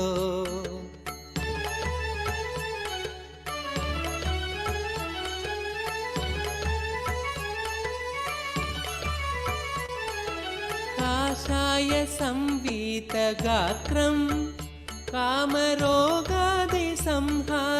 भिक्षान्नपात्रं काषाय संवीतगात्रं कामरोगादिसंहारि भिक्षान्नपात्रं कारुण्यसम्पूर्णनेत्रं शक्तिहस्तं पवित्रं भजे नित्यानन्दम् कारुण्यसम्पूर्णनेत्रं शक्तिहस्तं पवित्रं भजे नित्यानन्दम् श्रीनित्यानन्दा नमस्ते गुरुनित्यानन्दा नमस्ते श्रीनित्यानन्दा नमस्ते गुरुनित्यानन्दा नमस्ते श्रीनित्यानन्दार्थबन्धो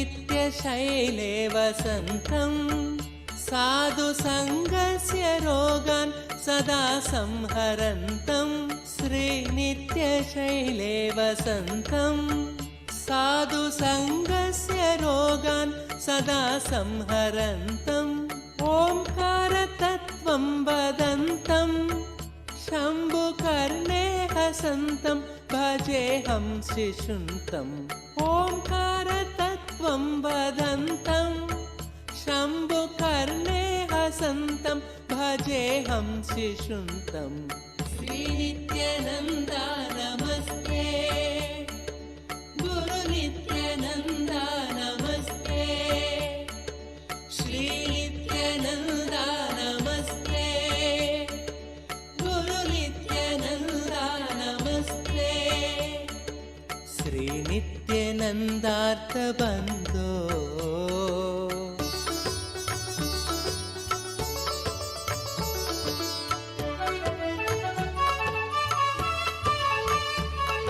स्तोत्रं कृतं चित्रचित्रं दीक्षितानन्दरामेण सर्वार्थसिद्ध्यै स्तोत्रं कृतं चित्रचित्रं दीक्षितानन्दरामेण सर्वार्थसिद्ध्यै भक्त्या पठेत्यः प्रभाते देवदेवप्रसादात् लभेदाष्टसिद्धिं भक्त्या पठेत्यः प्रभाते देवदेवप्रसादात्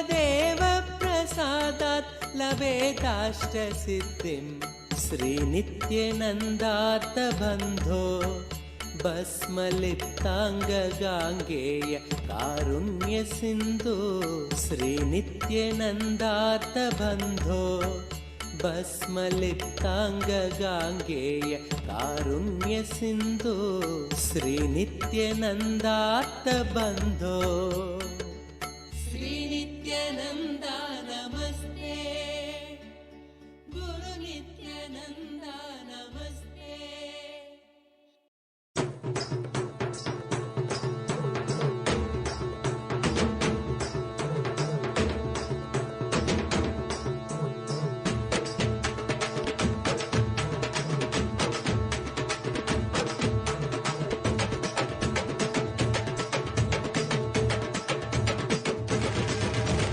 வெள்ளிமலை கைலை விட்டு நித்யானந்தனே தங்கமலை அருணை வந்தாய் நித்யானந்தனே வெள்ளிமலை கைலை விட்டு நித்யானந்தனே தங்கமலை அருணை வந்தாய் நித்யானந்தனே நித்யானந்தனே நீ பரபிரம்மானந்த ஞானி ஆனந்தானுபவத்தை இங்கு அருள வந்த சாமி நித்யானந்தனே நீ பரபிரம்மானந்த ஞானி ஆனந்தானுபவத்தை இங்கு அருள வந்த சாமி வெள்ளிமலை கைலை விட்டு நித்யானந்தனே தங்கமலை அருணை வந்தாய் நித்யானந்தனே வெள்ளிமலை கைலை விட்டு நித்யானந்தனே தங்கமலை அருணை வந்தாய் நித்யானந்தனே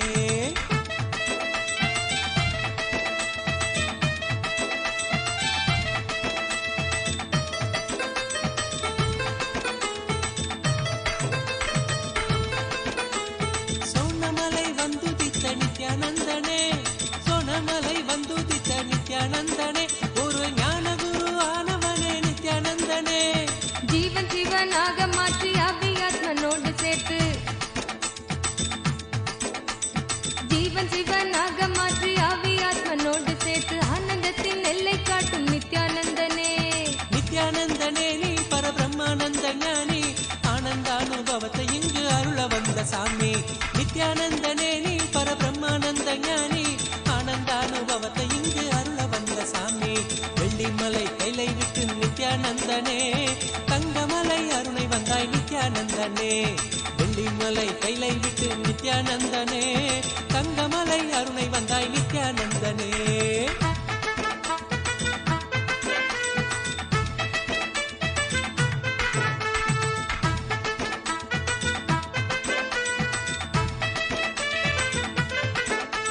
ஞானமெனும் ஆனந்த தீபம் ஏற்றியே ஞானமெனும் ஆனந்த தீபம் ஏற்றியே எங்கள் வாழ்வில் இன்ப ஜோதியான நித்யானந்தனே அகந்தையற்ற காம குரோதம் அனைத்தும் இங்கு மாய்ந்து போக அகந்தையற்ற காம குரோதம் அனைத்தும் இங்கு மாய்ந்து போக தியானந்தனை தானமாக தந்த தெய்வமே நித்யானந்தனே நீ பரபிரம்மானந்த ஞானி ஆனந்தானுபவத்தை இங்கு அருள வந்த சாமி நித்யானந்தனே நீ பரபிரம்மானந்த ஞானி ஆனந்தானுபவத்தை இங்கு அருள வந்த சாமி வெள்ளிமலை கைலை விட்டு நித்யானந்தனே தங்கமலை அருணை வந்தாய் நித்யானந்தனே வெள்ளிமலை கைலை விட்டு நித்யானந்தனே தங்கமலை அருணை வந்தாய் நித்யானந்தனே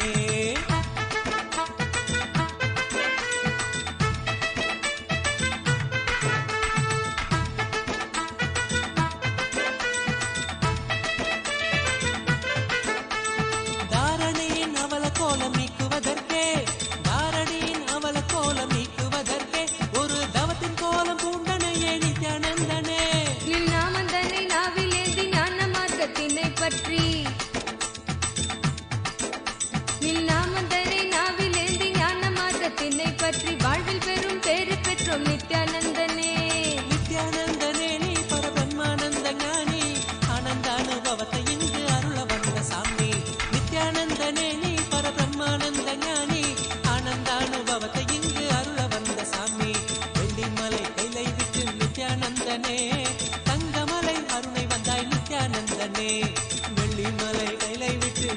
நித்யானந்தனே தங்கமலை அருமை வந்தாய் நித்யானந்தனே ஆனந்த கந்த வாசம் செய்யும் எம்மையே இங்கு ஆட்சி செய்யும் ஆதிதேவன் நித்யானந்தனே ஆனந்தம் நித்யானந்தம் ஆரோக்கியம் பக்தி ஸ்புரணம்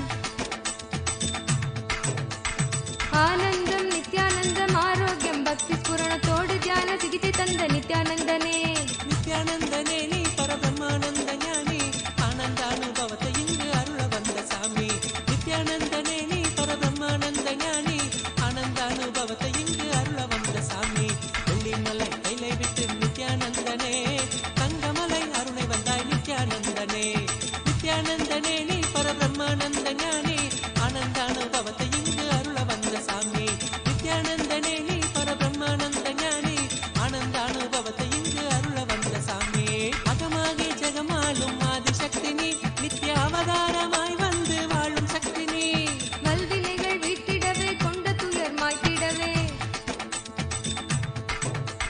வல்வினைகள் வீட்டிடவே கொண்ட துயர் மாய்த்திடவே வாழ்வின் பொருளாக நின்ற நித்திய சக்தி நீ நித்யானந்தனே நீ பரபிரம்மானந்த ஞானி ஆனந்தானுபவத்தை இங்கு அருள வந்த சாமி நித்யானந்தனே நீ பரபிரம்மானந்த ஞானி ஆனந்தானுபவத்தை இங்கு அருள வந்த சாமி வெள்ளிமலை கைலை விட்டு நித்யானந்தனே தங்கமலை அருணை வந்தாய் நித்யானந்தனே வெள்ளிமலை கைலை விட்டு நித்யானந்தனே தங்கமலை அருணை வந்தாய் நித்யானந்தனே நித்யானந்தனே நீ பரபிரம்மானந்த ஞானி ஆனந்தானுபவத்தை இங்கு அருள வந்த சாமி நித்யானந்தனே நீ பரபிரம்மானந்த ஞானி ஆனந்தானுபவத்தை இங்கு அருள வந்த சாமி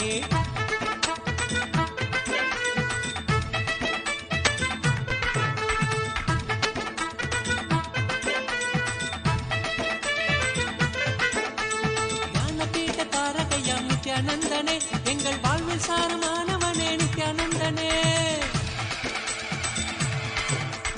ஞானக்கருத்திலே திளைத்து வாழ்வில் பற்றுதல் கடக்க ஞானக்கருத்திலே திளைத்து வாழ்வில் பற்றுதல் கடக்க தாளினையே பற்றுகின்றோம் நித்யானந்தனே நித்யானந்தனே நீ பரபிரம்மானந்த ஞானி ஆனந்தானுபவத்தை இங்கு அருள வந்த சாமி நித்யானந்தனே நீ பரபிரம்மானந்த ஞானி ஆனந்தானுபவத்தை இங்கு அருள வந்த சாமி வெள்ளிமலை கைலை விட்டு நித்யானந்தனே தங்கமலை அருணை வந்தாய் நித்யானந்தனே வெள்ளிமலை கைலை விட்டு நித்யானந்தனே தங்கமலை அருணை வந்தாய் நித்யானந்தனே நித்யானந்தனே நீ பரபிரம்மானந்த ஞானி ஆனந்தானுபவத்தை இங்கு அருள வந்த சாமி நித்யானந்தனே நீ பரபிரம்மானந்த ஞானி ஆனந்தானுபவத்தை இங்கு அருள வந்த சாமி ஆனந்தானுபவத்தை இங்கு அருள வந்த சாமி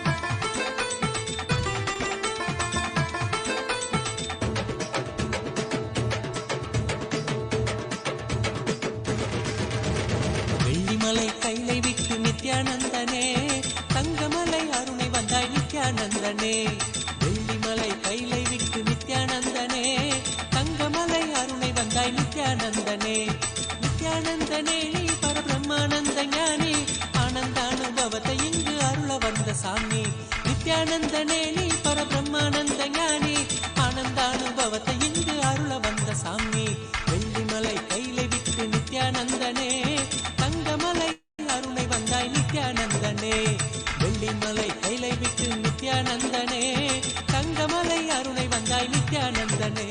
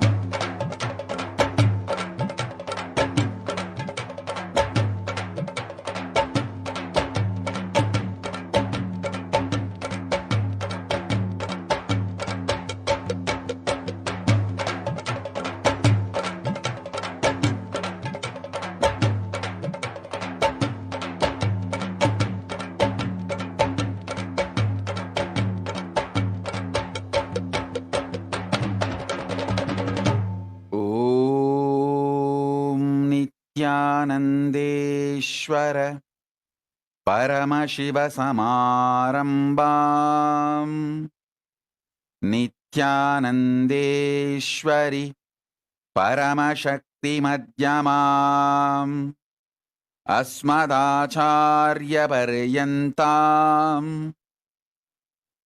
वन्दे गुरुपरम्पराम्.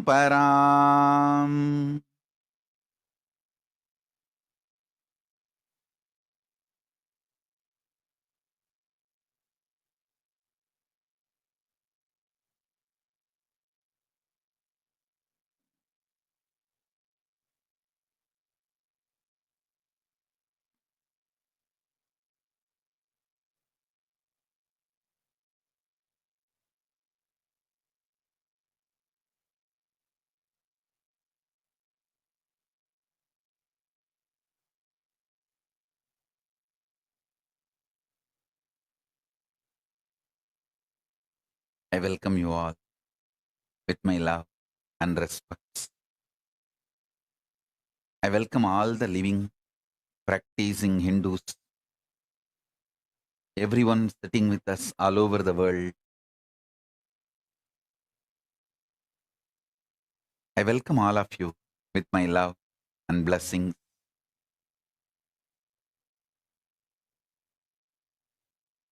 Paramashiva's message directly from Kailasa. Listen.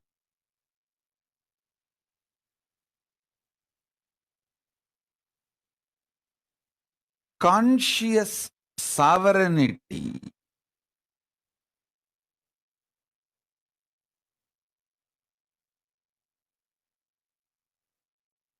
not only brings you the freedom, it brings right purpose for your freedom.